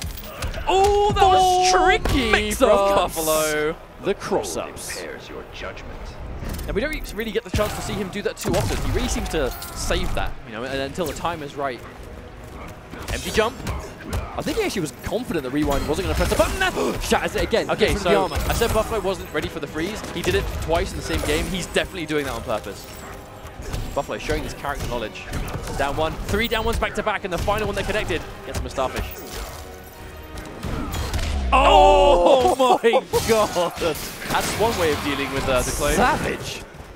Actually didn't get too much damage for it though. It was his only bar. Push block. Oh, clean jumping. He has a bar. Is he going to get in the way of the Two-Face cage? Yes, he is. So much damage on that. Oh, he drops it. Tries to go for a staggered back 2. Rewind doesn't have a flash either. He just needs 1 hit. It gives him trait, which is going to give him the health back. Oh my god, almost a freeze. Shout outs to MKX. Oh, that good block on that crossover. Goes to the clone. Oh, there no. we go. No, keeps it unclashable. Flashable. What? Oh my god. Why? No punish. What's going on? Oh my God. goodness. Buffalo with that slide that almost threw the game away, but the slide seemed to be such a, I don't want to say bad idea. The slide was such a risk in that situation. No. We're not going to sugarcoat it. That was crusty. But that had the highest amount of crust. I think that slide was such an obviously risky idea in that situation. It was the last thing that Rewind expected to see. Oh, and the Fox given the coaching. This is like the ultimate advantage right here. I mean, like I said, no, Sonic Fox is a believer in Rewind. And Foxy stepping in. That's what I'm talking about. Coaching with the Foxes. Someone screenshot this. It's the Fox coaching.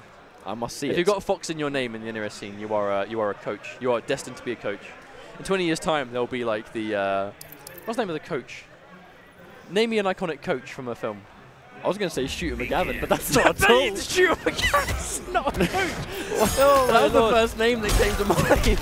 It's so wrong, but it's hilarious. Okay, here we go, 2-2. This is the last game for both these players. Buffalo managing to come off better in that trade. Oh my god. Oh my lord. I think he was convinced the clone was going to freeze. I think that's why he didn't press the button. Another drop from Rewind. Oh, point blank charge. I think there's some ropiness coming out from Rewind. Rewind, I think, is feeling the pressure, Yeah, which is historically the problem he's been having in tournament the whole time. There's a knockdown for the Link Way indeed. Buffalo, wake up back 3. That was definitely supposed to be meter burn. Yeah, probably, but no. This is the special. Wake up trait, or wake up interactable, I should say. The other corner. Wow, that dash up into the throw. Buffalo with the brave stuff.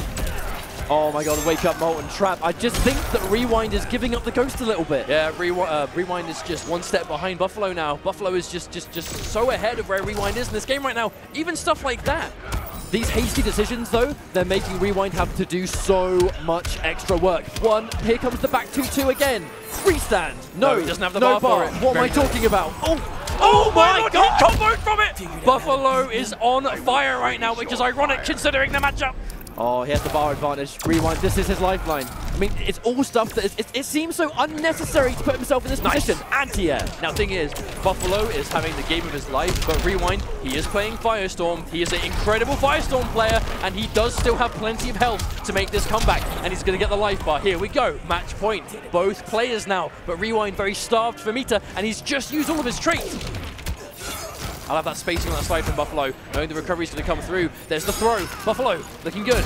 Rewind doesn't have a clash either. There's so much respect being established here. Oh, gets the low. Easy damage. Hit confirmed into Ice Ball. He's going to build bar for air escape, but now he's in the corner. No chance to use it. No. Drops the combo. Misses the combo, but the wake up. Carpet again. He's got bar. He has the clone. This is Buffalo's round to lose.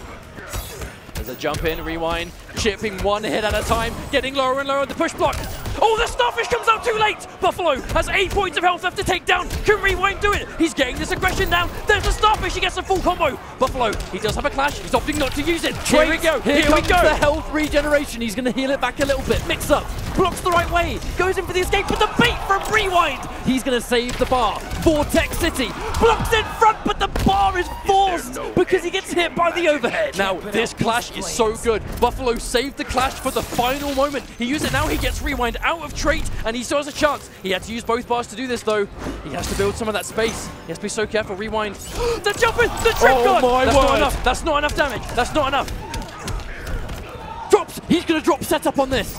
Don't connect. The straight jump in. This should be Rewind's game. And the final hits connects. What a comeback that was. Oh, Buffalo, you know he's not going to be happy about that. Just that neutral jump hitting.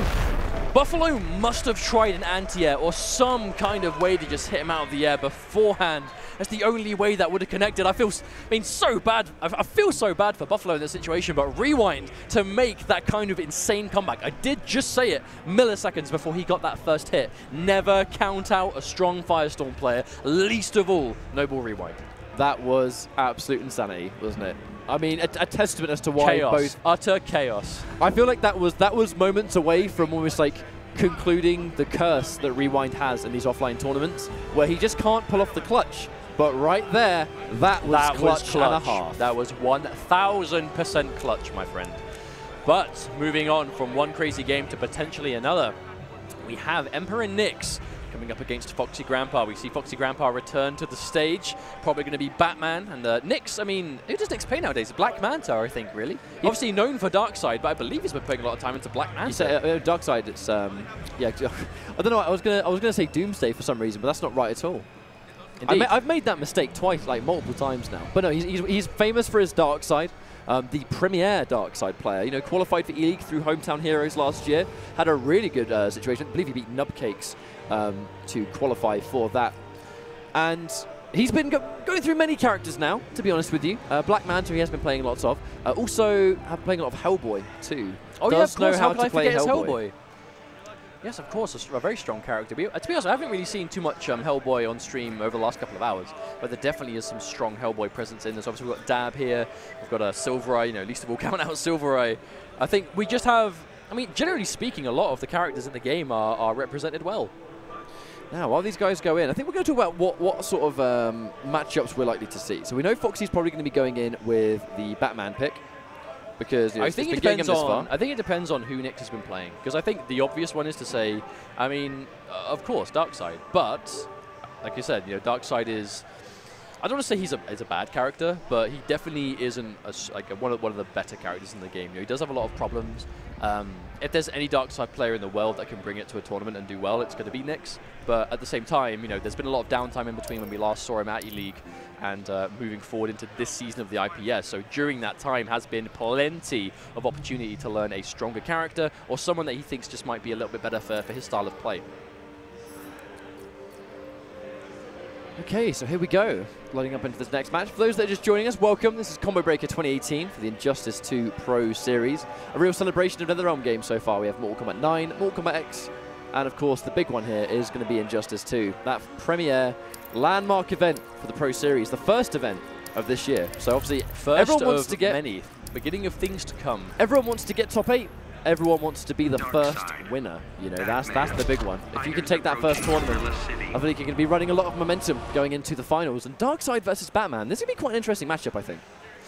Yeah, we don't get the chance to see it too often. Obviously, Darkseid not being a particularly popular character on the competitive circuit. Batman, on the other hand, we see him literally everywhere. But then at the same time, you know, he's a strong character. There is a reason for that. Whenever you see like, you know, characters represented all the time, and you know, I suppose more frequently than others, there is usually a good reason for that. And in Batman's case, it's definitely because he is a strong character. We've seen Nyx make magic happen in this matchup before. I want to remind you guys, he was able to defeat, I believe, Nubcakes and Hometown Heroes last year. Nubcakes, one of the strongest Batman players in North America, without a doubt.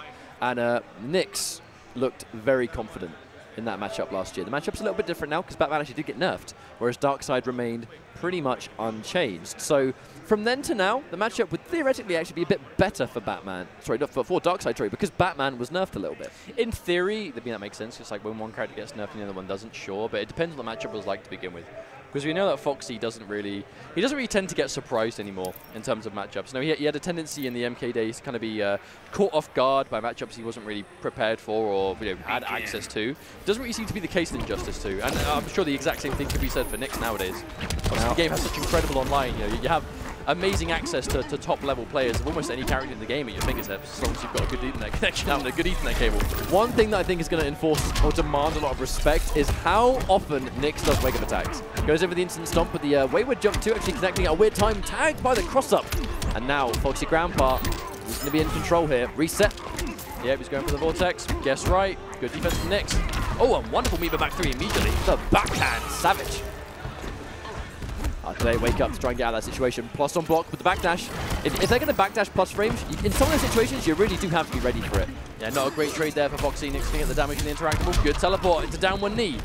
That's going to be trying to go for some guaranteed chip. Oh my god! Oh my god, Batman finds a way! Wow. Oh wow. My word. That was actually incredible from Foxy to avoid that chip damage in such a wacky sequence. But gets a combo too. He's still alive. He's going to get Vortex on this. Nyx still has lots of work left to go. Oh, and he guesses wrong. And he's forced the clash really, really early. This is the best case scenario for Foxy. Yeah, literally, like he was so down on health there.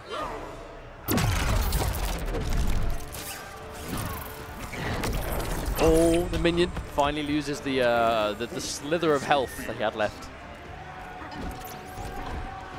Now Foxy's going to be definitely patient. As long as he's got his back to the corner, he's going to really sort of like force something hasty out of Nyx. You see, Foxy really doesn't want to play too much of this neutral unless he's got access to those bats whenever he can. Nice hit from Nyx, going in. Oh, no, wow. Considering that's one string, that does a bottle of damage, and he gets caught not watching his head. And now Nyx is going to go for unclashable damage the whole time. 4-4-3, 4-3. This just completely escaped Foxy's, like, I mean, what in general. Like 10 seconds earlier, he was in the lead, and now all of a sudden he's like one hit away from losing. Nice teleport. Good block on the string.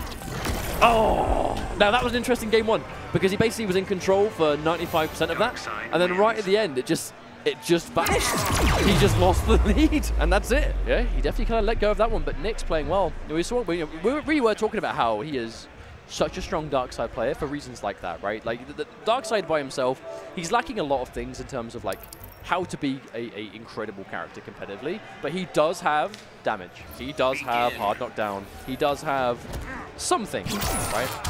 And the threat of some of them in situations that you find yourself in regularly, right? Like, looking to constantly block overhead or low. We'll give him some more throws. We'll give him the odd thing here and there. And in a 3 out of 5, where these winners a couple of games, it can sometimes work for you, especially if you're someone like Nyx that is so good with this character. Getting some good reads on when to go for those Omega beams, but the reaction from Foxy, going in for back 3 just for raw damage. Now, forcing himself full screen, but he's going to get a couple of dashes. So I think that's the cool thing about Batman, I think. Wow. It looks like he's going full screen, but he actually has loads of time to close in space regardless. And there's that jump, the block on the overhead. I wonder if Foxy's looking to fuzzy and react to the stomp, or if he's just going to take an option. Well, the second Nyx puts him towards the corner, the thing is that he's not going to try and establish corner pressure. I know he's got corner combos, he's got good damage, but if you're Darkseid against Batman, you want that mid-screen. Like, that is where you're going to win the round, and he doesn't get the string, but this should be the round anyway. Yeah, there we go. Yeah, this is looking good for Nyx, not going to lie. So he's hovering behind that interactable behind, no one gets a hit here, he's going to get a nice damage extension. Ooh. Oh, wow, yeah, that's just straight up hit. Yeah, just a raw jump in. Now he's going to get damage. Oh no, drops the back 3. Foxy tries to be a little bit more cute for the damage. But unfortunately, dropping that combo means you're going to lose Vortex, and Vortex would have won him the round. Wow. Oh, that was so nice. That's sick. Yeah, Foxy is looking a little bit lost here. Nyx is just running away with this life lead and completely controlling the pace. Now, we can't count Foxy out, but the way you got to worry about is if Nyx establishes that full screen game and goes for all Omega Beam, it's all going to be unclashable. That's the thing. Yeah, grab, unclashable again. Foxy, unfortunately, can't finish the combo. And, well, this could be the game, and it is. Nyx looking real good. Yeah, that was a really good sequence generally. I mean, I think that the one that really sort of stuck it for Foxy at the end of there was obviously he decided not to go for Vortex. He tried to cash out damage to take off the first life bar, but he was like 1% off, like straight up 1% of life near enough off. And that 1% meant that Nyx was just going to be like, well, it doesn't matter. I don't have to be careful now, so I'm just going to be really unpredictable and end up taking a ton of damage on it. It really does go to show, though, just how, I think, confident Nyx is in this matchup. Like, I think he doesn't really mind fighting Batman. Yeah, he doesn't mind fighting Batman. Wow, jump 3, but no conversion, obviously, because he's in the air. But his knowledge of when to go for these teleports is really throwing Foxy off guard, I think. Well, he does have Vortex here. Yep, blocks right this time. I think Foxy really abusing that big hitbox of Darkseid, but Nyx's defense has been on point. This is the final hit of that, which is actually where a lot of damage comes from, so that's unfortunate. I'm wondering if that back 2 is going to be something Foxy's going to remember. Yep, there it is. So Foxy now has the data. Unfortunately, it's a bit late, right? It's quite late in the set. So is the knowledge of the back 2 punishing the teleport? Is that too little too late at this stage? I'm not sure. We might still have plenty of games left, or this could be the last one. We'll have to wait and see how they play it out. Oh, wow. Oh, no, drops it.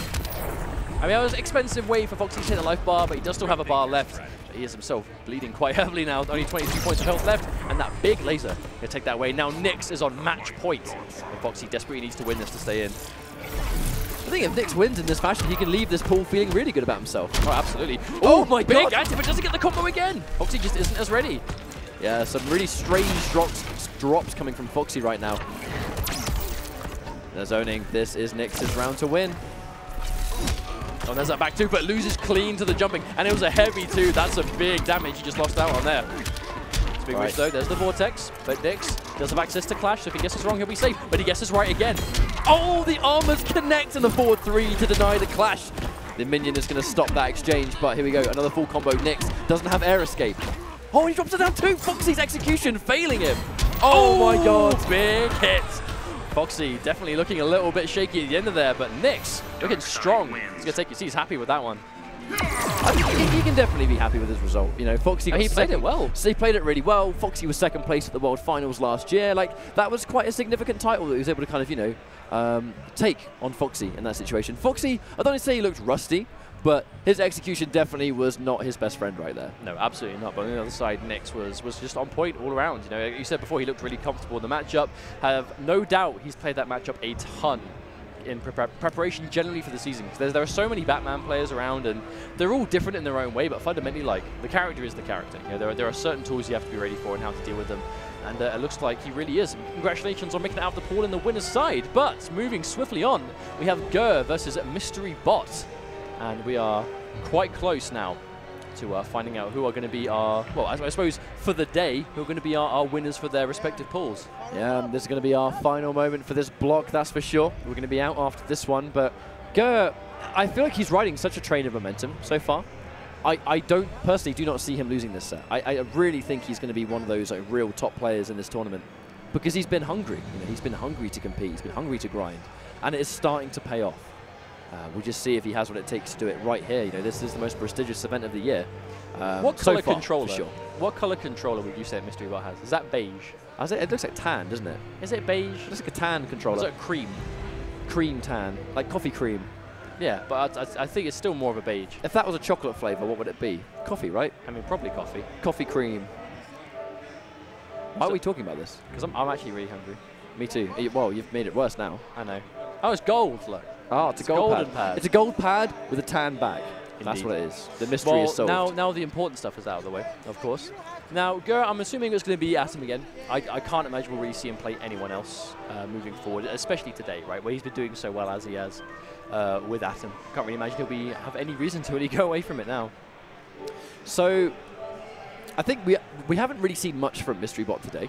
No. So it's definitely been like, you know, as far as this pool goes, I think it's very much been the Gur show. But he is still winner's side. You know, so if he's managed to make it to winner's qualifying side, then obviously, even if we haven't seen him, he must be having quite a good tournament so far. to get to this point in the bracket. But regardless, welcome guys, if you are just tuning in. We are now at the end of this block of pools, or at least this block itself, D block. And we are at the Injustice Pro Series 2018. This is the first event in the Pro Series for the year. And we have to see who is going to be qualifying from this pool on the winner's side. It's going to be Gur or Mystery Bot. And Gur has had quite a stellar performance so far in this tournament. I can see if he can continue it. And go into tomorrow refreshed, you know, being really, I suppose, confident now he's playing. And again, you're spinning that thing. And it's like putting me off. This is going to be an exciting matchup. Brainiac versus Atom. You do not see this matchup every day. No, absolutely. But, I mean, it's two very awkward characters to approach against each other. Like, how do you reckon this is going to pan out? It's hard to say. I can't actually say I have a lot of experience in this matchup. Like, you know, least of all from a viewer's perspective. You don't see this get picked very often. I feel like Brainiac, obviously, they both have full screen tools and full screen options, but they're both very unconventional options. It's not going to be your traditional matchup. Well, I guess we'll find out how it's played at a competitive level very soon. Look at the intros, Rock. I like it. Facing me is a fatal error. Kill me and you won't find the microverse. I have other plans for you. Begin. Wow. Yep, I have nothing else to say about the intro, really. Wow. Oh my god. That was such a strong way to start for Mystery Bot. Going straight and wasting no time with the trait to try and get that first hit. And Mystery Bot straight away with that down 2. Big read on how Gur is going to play that. And it's that Brainiac, that real patented at this point. Brainiac air mobility.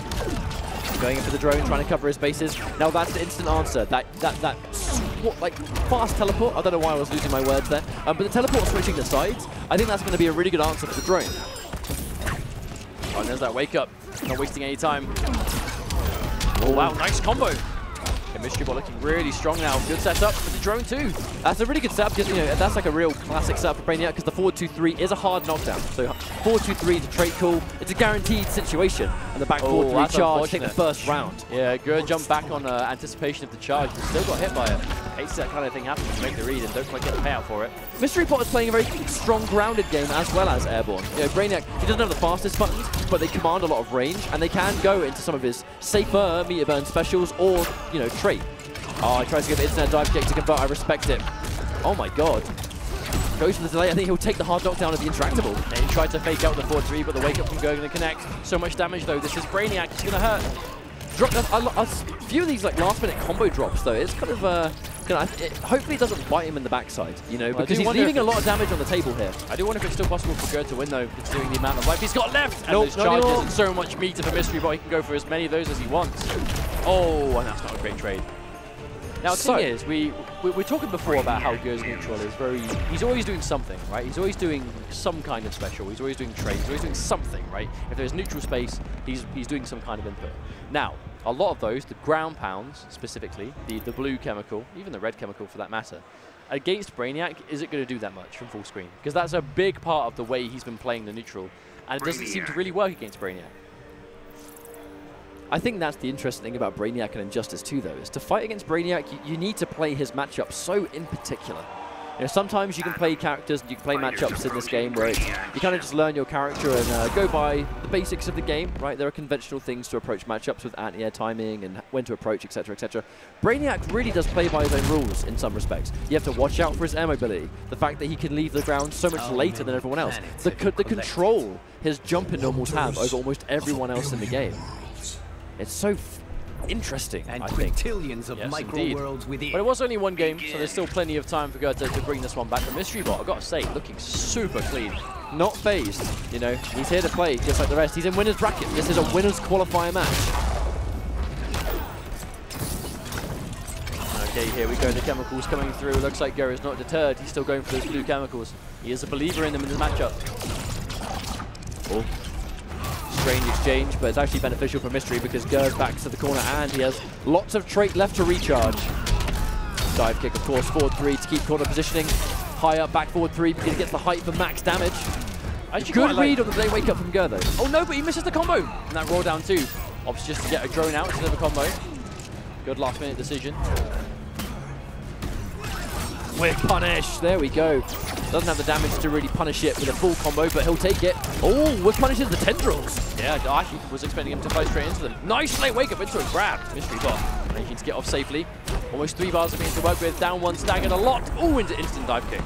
Yeah, that down forward 2, significantly safer on block if Brainiac meter burns it. Normally death on block if you don't. Oh my god, he went underneath the forward 3. That was a very Atom thing to do. Just Atom things. Good block on the front. I was confident I was going behind. Oh, pressing buttons, full combo in the charge. It would be weird if he didn't know Brainiac's shit interactable combos. I mean, considering he's got off the chair in the background, like he's actually standing up now. Yeah, my man got out of his recliner. Oh. He needs to get out of the recliner and not how to combo off of his own furniture. I mean, well, you don't know how to combo off your own furniture, mate? Come on now. Oh, amateur. Who doesn't? Still though, well played from Gur, managing to get the life bar in return, but it was expensive. There's never any bar left. There's that load. Oh, I wonder if he was trying to go for a push block. I don't think that was intentional. But I mean, it doesn't matter really. Like he's still saved himself from damage. True, but it's not a huge amount of damage, and now he might really want that clap play. And look at this minefield! But he just flies straight over it. This is Brainiac. He doesn't have to go through on the ground. Oh, the walking on the ground is for simple, primitive beings. I think that was supposed to be a down 2. Where is he even going? I don't even know, mate, to be honest with you. Your guess is as good as mine. There's that whiff jumping into dive kick again. Seeing a lot of Brainiac players doing that. Oh, nice preemptive jumping. I love that option from Gur. Trying to get a combo, but no. The raw tendrils from Mystery Bot, though. Good read. It's so hard to follow what's going on. It's genuinely hard to follow where each character is at the moment. Between the teleports and the swing in and the dive kicks. And now Mystery Bot needs to, I think, keep a lid on Gur, to be honest, more than anything else. It's looking so difficult to do consistently. Like, he cannot be contained. Absolutely, but that's going to connect. Full combo. Comes out of the trait. Now this is anyone's game. Oh, reverses it. Oh, on the ground pound. Gur back in the action. Now, I think it's safe to say the crowd is definitely on Gur's side right now, because the second he won that game, we heard some considerable ruckus coming from those gentlemen in the front row. I like some relief. Yeah, he's shaking his head. He's relieved about that one. I mean, to be honest, I think I really respect the way that Mystery Bot is playing this, because he's making himself so obnoxious to just hit generally, you know, because it's what Brainiac tends to do, but Atom does that too. So it's almost like both players are having to get a taste of what this can be like. Well, it's certainly making for an exciting matchup. Oh, absolutely. I'm glad we're watching it. That patented Brainiac start, that whiff jump in. It's very hard to challenge. You know, because the jump in 1 controls so much priority, it's active for so long, and it's easily hit confirmable. And there's that standing 3. Excellent mid to control Brainiac's pressure with. Oh my god, interactable though says no. Again, there's that setup. My word! The blue gumball, the google, whatever you want to call it. Into the stomp, but it just doesn't seem to work against Brainiac. And from corner to corner, Gur manages to literally go from coast to coast. Ouch. Challenges the plus frames though. Good block, that double overhead. What? Yeah, definitely don't think Gur was expecting that to happen. No bar to convert into a full combo though. He's going to get a restand situation, but I don't think Mystery Bot's too, unfortunately, upset about that. Forward 3 connects. Oh, I think he might have tried it interactable, maybe. Yeah, I think he was just a bit too out of range though. And there's that cloud. Nice. But just tried to swing through. I mean, he definitely wanted to get over that cloud there, considering it would have killed him if he just went anywhere near it. Oh my god! Wow, yeah, he actually getting hit by the drone actually saved him there. Mystery Bot wastes a bar in the process. Getting hit by the drone really threw off the axis of that dive kick. Nice start. Yep, stuck blocking. I love actually that slow projectile and teleport, full combo, forward 3. And of course, there's the clash. Yeah, it's good clash super early here. Doesn't want to waste any time. Just get himself out of that situation completely. Has 2 bars. Is he going to spend? He should. Gur doesn't spend anything, right? Yeah, Mystery Bot going to spend the 1. Holds on to 1 for safekeeping. Full combo on that dive kick drone. I love the awareness of these high-level Brainiacs, right? Because we saw Brainiac a little bit last year at Combo Breaker, and obviously Brainiac, people were a little bit green with the character. Now, a year later, this is some absolutely night and day gameplay. Big punish. Again, really showing that it's quite useful to have that down 1, that full combos into something, considering it's now going to be that easier punish for that meter burn dive kick. Mystery Bot needs to stay as far away as possible from all that green stuff. I've never seen such weird science. An insult spawned by a simple He just called his science weird and then insulted him. That's like really rude. Yeah, I know, right? Are you going to go to someone's ship, make them get out of their recliner, and then insult them? I know, like what a jerk. Now, do you reckon Mystery Bot can make this comeback? I think so. Oh, maybe. Full There's no combo. flash. Meteor Oh that's gonna my be goodness! He just straight up got deleted right there. That was the shredder right there, and unfortunately Atom was right in the center of all of it. Doesn't look very happy with that. You know, hopefully it doesn't phase him too much. You know, some of these losses, they can affect you quite long term in tournament. Yeah, absolutely. I mean, that was just a surprising amount of damage right there. It's easy to forget because it's so rare that you see Brainiacs end in the tendrils that you always forget how much damage he does when he ends on them. Least of all the meter burn version. But wonderful awareness from Mr. Bot makes it. Did he just build enough bar to do that, like, then and there? Or did he have it reserved? Well, you have to meter burn the tendrils really late. So Yeah. it's definitely possible that he'd built enough meter and then could see that you had it and then could pop it on reaction. Because you have so much time By to meter burn it. facing me, you choose death. Maybe. Kill me. But this and you is won't literally find one my game away now progress. as Mystery Bot from sending Goethe to losers bracket. The knowledge He is from against the crowd right now. He's playing Brainiac. He's against the Atom player. He's looking good. He's looking clean. Showing a great display of composure too. Oh my! I definitely thought he was going to land on Yeah, that. me too, me too. The zoning from Gur. And it really is kind of forcing Mystery Bot into the air. I think that's the dangerous thing, is that if you opt to stay on the ground, Gur has the advantage. If you're having to go airborne, Mystery Bot has the advantage. Mystery Bot is actually being relatively careful here, it seems, which is a bit odd. Because he's definitely taking these games by being very unpredictable, by being very aggressive, and now he's one game away. He's starting to show Gur a lot more respect. And now he manages to get the opening dive kick. The second Gur realizes he's in a position to eat one of those drones, he's teleporting 100% of the time. There's that forward 3, full combo once again, and now he's going to get the corner positioning. Here's the setup. Oh, the little man! God. That was so funky. That was super weird. Oh, meter my burn for goodness. the cash out, and he manages to evade. And he gets out of the corner too. That's huge. Big deal. Now he does give Brainiac the interactable. Do you reckon he goes for it? Oh, he holds the drone. That drone will be gone now. He took damage. Oh no, never mind. Oh yeah, of course, it's on hit and on block it was changed. Of course, excuse me. Nice patience from Mystery Bot. That's going to put him on match point as that grab. He is down on health. He is down on meter, but he is up in game, so he does have that big mental advantage right now. The main thing Bot's going to lose without bar is safety. You know, you do not have the safety on some of those buttons, but he's going to really try and pressure him in, taking some of that damage, adding up significantly to be He fair. actually took quite a lot of damage from that It's cloud. because back 1-2 is so slow. Yeah, absolutely. Down one with the patience again. Dive kick. Yeah, I like how Gur he's wasting no time. He's not messing around trying to punish meatless dive kicks when he knows the Mystery Bot has the bar, and he is. I mean, willing to do so much Oh my damage. god, he teleported into the drone! That might spell bad news for Gur. He still has enough health, but one big opening, and that's going to be a problem. But there we go, delayed grab. And Mystery Bot knows that Gur's going to be looking to desperately block for his life. There we go. Tries to punish, but doesn't get it. Oh my god, he expects the jump! That was such a good read from Mystery Bot! Yeah, that was amazing. He knew that Gur was going to jump over him for the charge, and he woke up with tendrils instead. Mystery Bot is just playing on that next level stuff right now.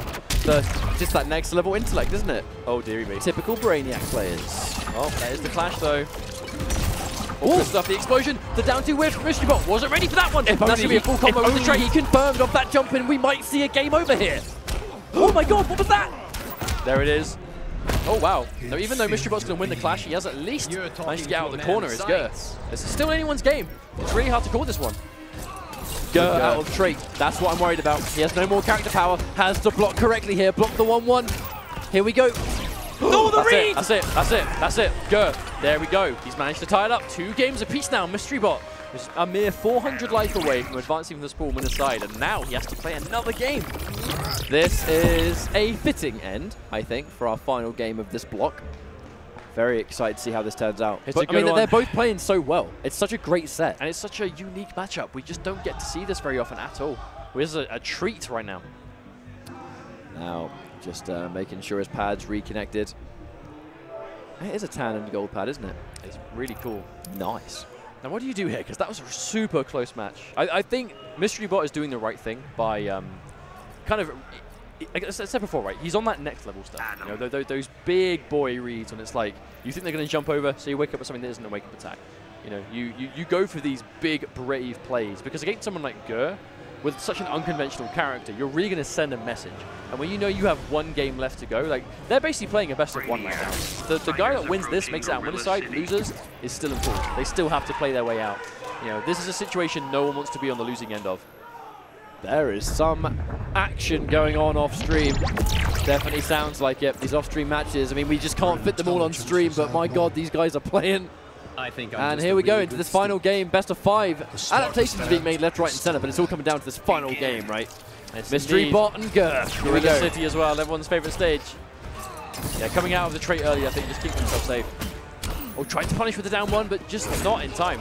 I can imagine this could be quite frustrating for Gur. He's consistently trying to punish dive kicks, and to be honest, his ratio of punishing them to the down 1 being blocked is not great, so you know he's going to be worried about that. He tried to convert off the back forward 3, but he can't quite manage it. Confirms that into EX. Damage the conversion. Oh my God. Oh my God, and he's going to get knocked down. That was really clean. Mystery Bot showing that knowledge right now. This high-level Brainiac. Yeah, this is some high-level Brainiac. You can say no. that again. That's a big miss. And Oh, he loses 2 no. bars. That is a disastrous situation for Gur to be in. Not only miss the punish, get hit for his troubles, and lose 2 bars on an air tech. And he didn't even try and punish that down forward 2. That down forward 2 is death on block by Brainiac, and if you don't meter burn it, you're dead. Oh, no. There's the tusk. Okay, now Gur is in a good situation to do some chipping down here. Oh, goodbye, Chemical. Now, it's going to be match point for Mystery Bot. Gur, he has got a nice amount of space. The danger is Mystery Bot just needs 1 good dive kick, and he's going to be in a fantastic situation. Now Gur's gone into the trait. The push block keeps him out, but he's still in the cloud. Now, he did just take about 30 damage from that, so not the worst.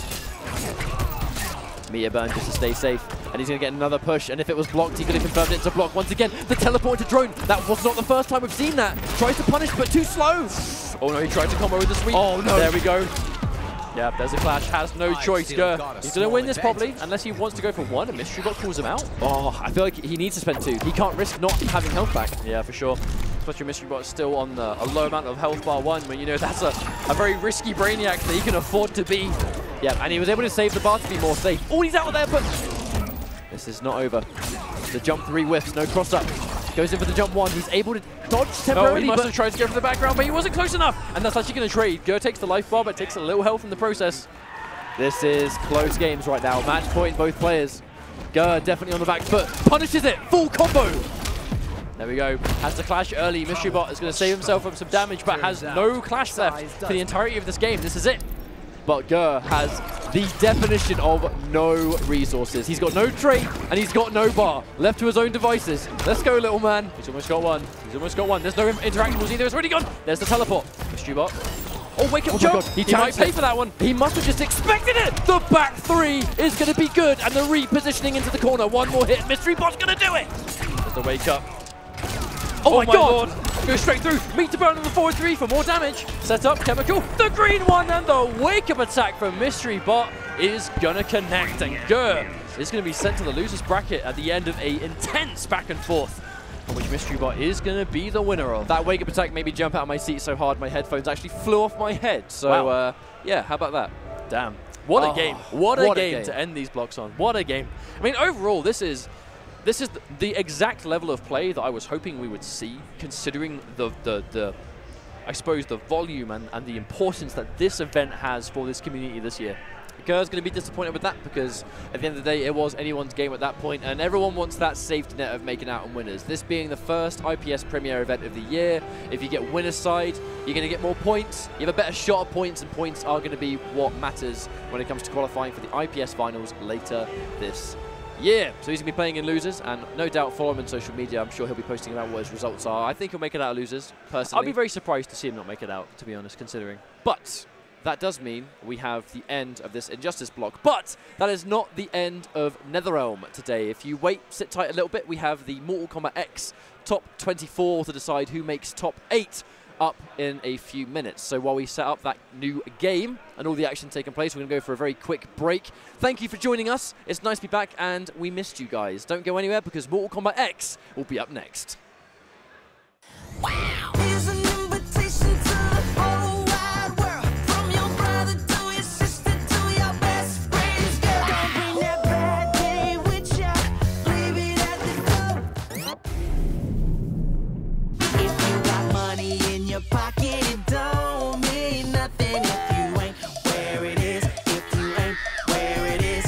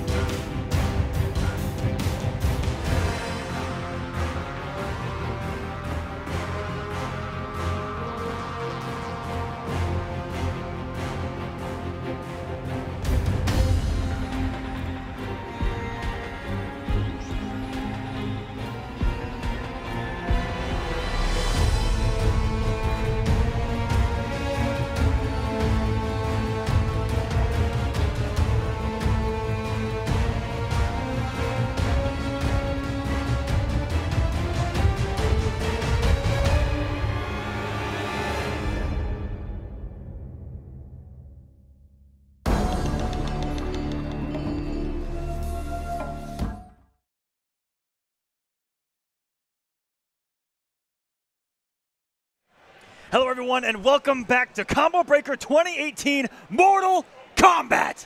Top 24 in the top 8 with you as always over here, Mr. Rocco, man, and the most beautiful man to sit next to me in the past 10 minutes, Darth Arma, everyone. Ooh, welcome, Darth. Thank you for having me. I'm really excited about pretty much traveling back in time and going back to a game that we fell in love with, a game that helped us transition into this generation of consoles. And this was the game that really stepped it up for me personally. Just seeing how much NRS did in terms of game content, the variations, all these different things, everything, the fatalities, how brutal these were. And speaking of brutalities, I'm so happy to see these again. There's no more start rematches if you get brutality, because you're going to hold that. That's what Mortal Kombat X is all about. It's fast-paced, it's gory, it's got the action. You viewers are in for an absolute treat. If you haven't tuned into Mortal Kombat X before, it is one of the most beautiful games to view as a spectator, because it's so easy to get into and graphically still holding up to this date. NetherRealm Studios did an amazing job with this game. One of my personal favorite game to play still is Mortal Kombat X. Just not only the lore, but it holds up so well. And you said that they were so innovative in what they did, completely changing the landscape, variation-wise and system-wise. A lot of variety, and I mean, it was one of the games where it had so many combinations of matchups. Yes, so many matchups you have to know. And so the game could still, to this day, if it was being played every single day. As we get to the match, I'll end up on that thought later on, as we have Cuzco going up against Noble Rewind. And Rewind, not picking what I thought he was going to come in here, which what he usually uses Raiden, but coming in here with Jackie Bay Briggs going up against Mama Blade herself, Cuzco, and one of the only people that still plays this game on the regular Arma. On the regular, that is saying something here, but hold on, Noble Rewind going up one round, taking it, no problem, using Jackie. Now, Jackie is one of the very few characters in this game that just likes to play it lame, but, as you can see, she does go in from being aggressive to not being aggressive. Right now, Noble Rewind is just taking it to Sonya in this corner. She is stuck here, hits the neutral jump punch. And, you mentioned Jackie. She's two-dimensional. She can zone and she can rush down. The middle ground is where she kind of struggles because she doesn't have the range. But once she's in, you guys are witnessing huge damage, and we're going to get a knockdown here. Rewind so close to closing out game one already. Now, this is looking pretty free here. Cuzco does have 2 bars. He can use a breaker, but unlike Injustice, you don't get any health back. So you just got to hold that here, and Noble Rewind taking the first game. And this is really good against Cuzco, who is very stubborn. He is a covert ops Sonya main. That is what he lives and dies by. Instant rematch. Just the variation, just that one. Yep. But Jackie is going to pose a problem for her, because she's very good at taking away the aerial game, which Mama Blade is used to controlling with the dive kicks. And what a beautiful down two there. And in the corner we go. But still, Cuzco and covert ops, no matter what, if you get touched, you're getting mixed. And that's what Covert Ops is all about, with the military stance cancels. And he is going in right now, the crouch on the command grab, though. And what a tech throw here. He knew that was going to be his way to shift the momentum, to put it back, to put Sonya back into the corner and go into this next round possibly with a better position. Hold on, uses the meter, extends the combo all the way to the middle, and we're going to get a hard knockdown. Oh, going for the same mix. I mean, he was 2 for 2 on the back 2 before. Why not do it again? If it ain't broke, don't fix it. Oh, getting clipped there by the overhead, not blocking it, standing, and now look at that. Scorpion right down on the ground here. Ooh, the up rocket, not paying off from full distance, and there's no gap there. You got to hold that machine gun in the pressure of 1-2, 1-2. Very good string by Jackie. Does start out with a high, about its only weakness. Leads to some plus frames. Even there on the EX Rocket, getting a little profile by the down 3, which is very good by Sonya. Has a lot of plus frames to take her turn, but getting armored. And Rewind trying to bring in some momentum here. He's got the health lead, has to watch out for all this meter that Cuzco has. Oh, the drop kick adds on so much damage, Arma. It was buffed in the last patch, and geez, that does some damage. And that was perfectly timed there. He really danced around the idea of Noble Rewind relying on that breaker and just had the perfect opportunity to go for it. Getting ready to throw here. Oh my goodness! It works. It auto-corrects. It works. It's fine. I'm out. This is full auto corrects here. Trying to keep Sonya at bay, but Sonya finds her way in, jumps in, continues with the dive kick, and this is going to do so much damage. And the corner carry, and stop jumping at this man. The down 2's on point from Cuzco, and look at the range that Mama Blade can play at and into some mix. She's got the military stance cancels. She's got it down pat. Ooh, gets caught not blocking there. One thing we haven't seen from Cuzco is the parry, so he could stagger into the parry as Rewind picking up that combo beautifully. The only difference right now is Cuzco going into this round fully loaded. That's a full stick of butter down there. He's about to open up a bakery of mix.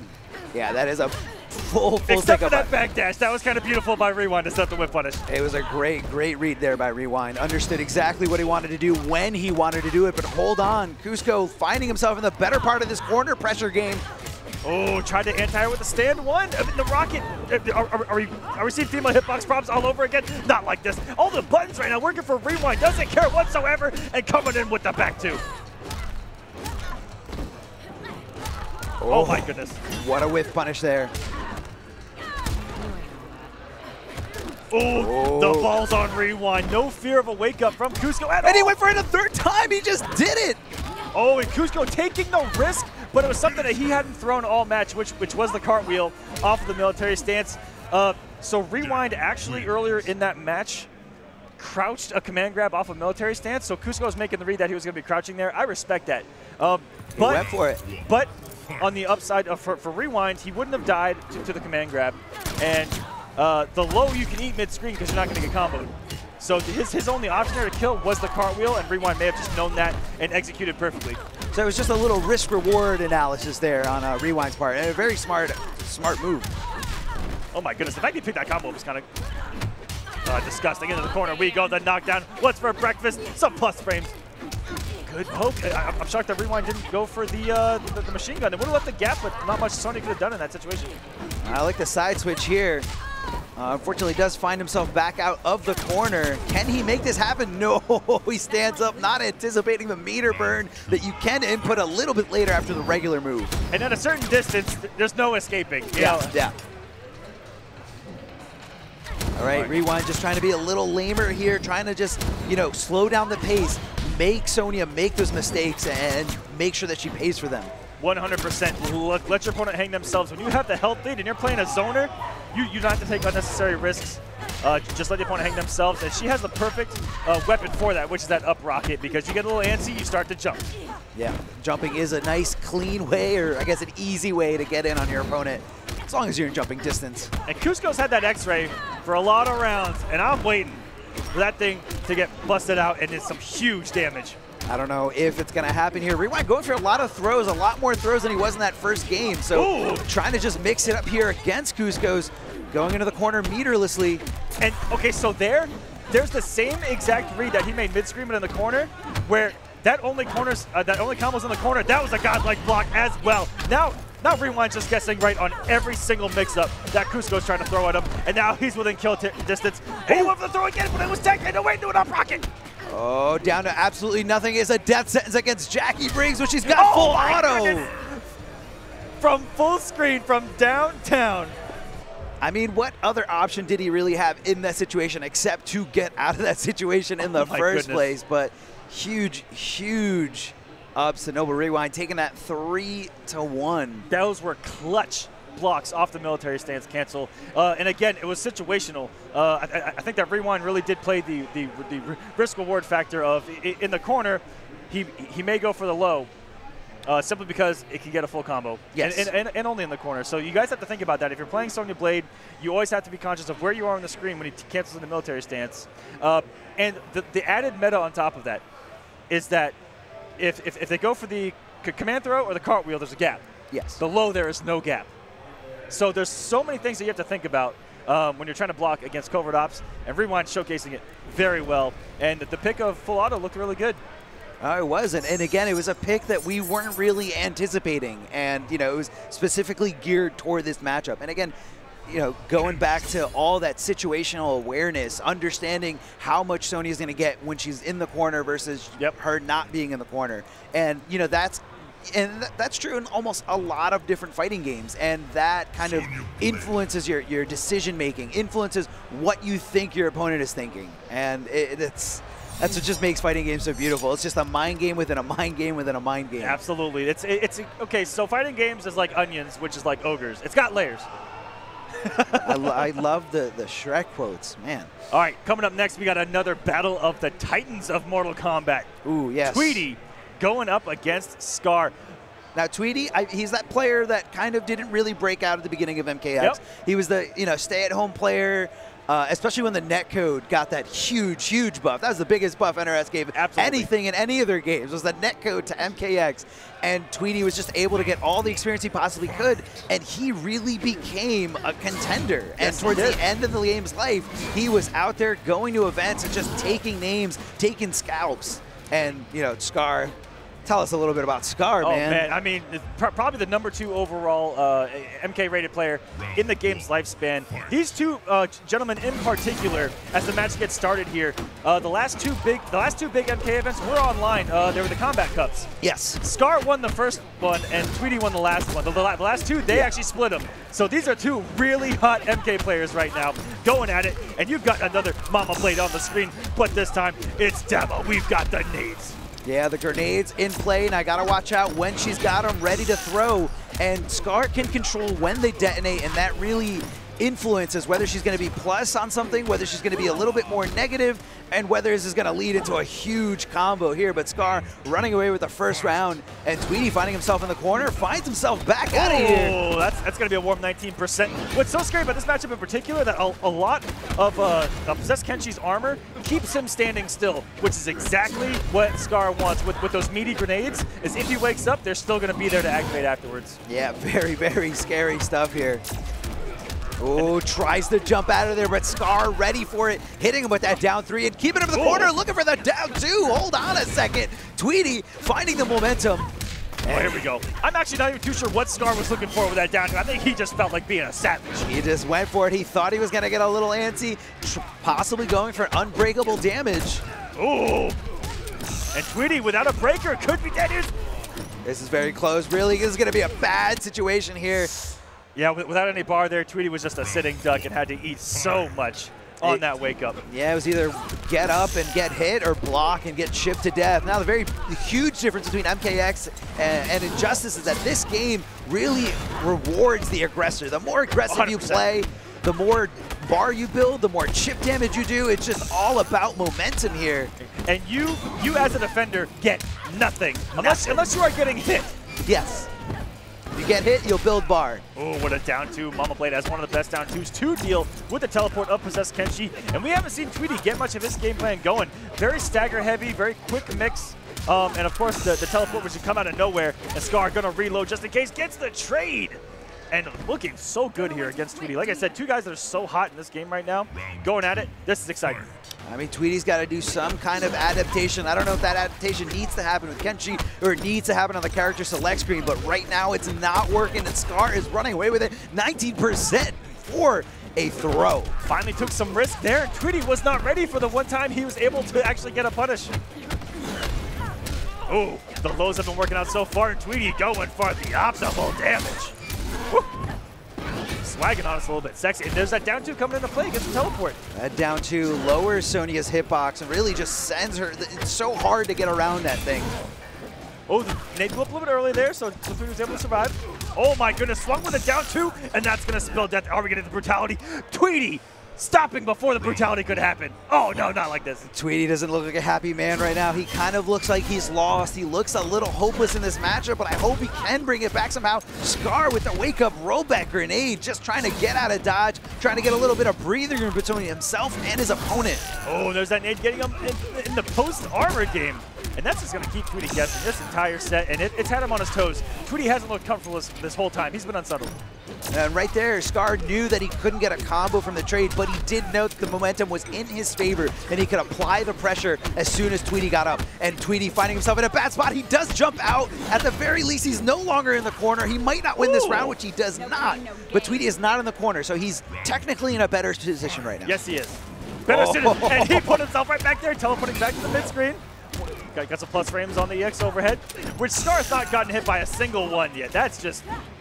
that's the one he keeps looking at. Maybe he's looking at a risk-reward analysis, just understanding what's at risk here and what could happen from getting hit by the low, what can happen getting hit with the overhead. Yeah, again, the low full combo overhead, and it's actually, I'm not even too sure if it's better to take it on hit or not. It depends on the situation. Oh my goodness. Down 2 to kind of get away, but Scar ready to run in there, ready to use his stamina bar. And they had the same exact read, but Kenshi's NJP just a little bit bigger. Tweety has absolutely no meter. He's in a horrible situation here. He's got to block all these things, and Scar's continuing it. One hit away, and gets him out of the sky with a grenade. Echo Fox's Scar taking a 3-0 over Tweety. That's a message sent right there to everyone else in this Mortal Kombat bracket. Y'all better watch out. Yeah, Demolition Sonya is nasty. I feel like that Scar has really been practicing. Scar has really been putting in the effort. And, you know, that was just clean. That was a clean 3-0 sweep over Tweety. And, you know, right now Scar is looking good. Yes, he is. And like I said, a man who at one point was going toe-to-toe with Sonic Fox in this game. Yes. Definitely. Which is why they're probably teammates now. Yeah, I mean, it's baffling to think and just understand what it's like to be able to get that good, to get to that level, to, you know, push Sonic Fox to his limits. I feel like only a few people have been able to do that. And speaking of one of the people that was able to do that at EVO Grand Finals, here comes Tekken Master. And he's going to be taking on Full Auto. Yes, OD Full Auto, who is one of the few people in this NRS scene who uses the character he's actually named after.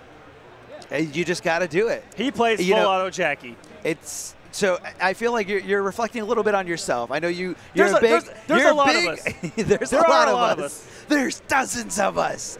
Dozens. There are a lot of people in the scene that have names of characters in the game that don't play the character. I met someone today out there in pools whose name was, his tag was Bane. Okay. Didn't play Bane. and I was like, you know what? We're in the same boat, man. But yeah, I feel like you had a better explanation on why you didn't play Aquaman. I was named Aquaman before Injustice 1. I remember you had those Aquaman high tops, didn't you? I did. Yes, I remember these. Those are great. And you know, sometimes, you know, you can love a character so much in a game, you can love the lore around them, you can love their look, but you know, just something about it doesn't feel right. Yeah. The play style where you're just like, wow, I want to play aggressive, but this character doesn't really have, you know, too many mix-up options. Yep. That's totally fine.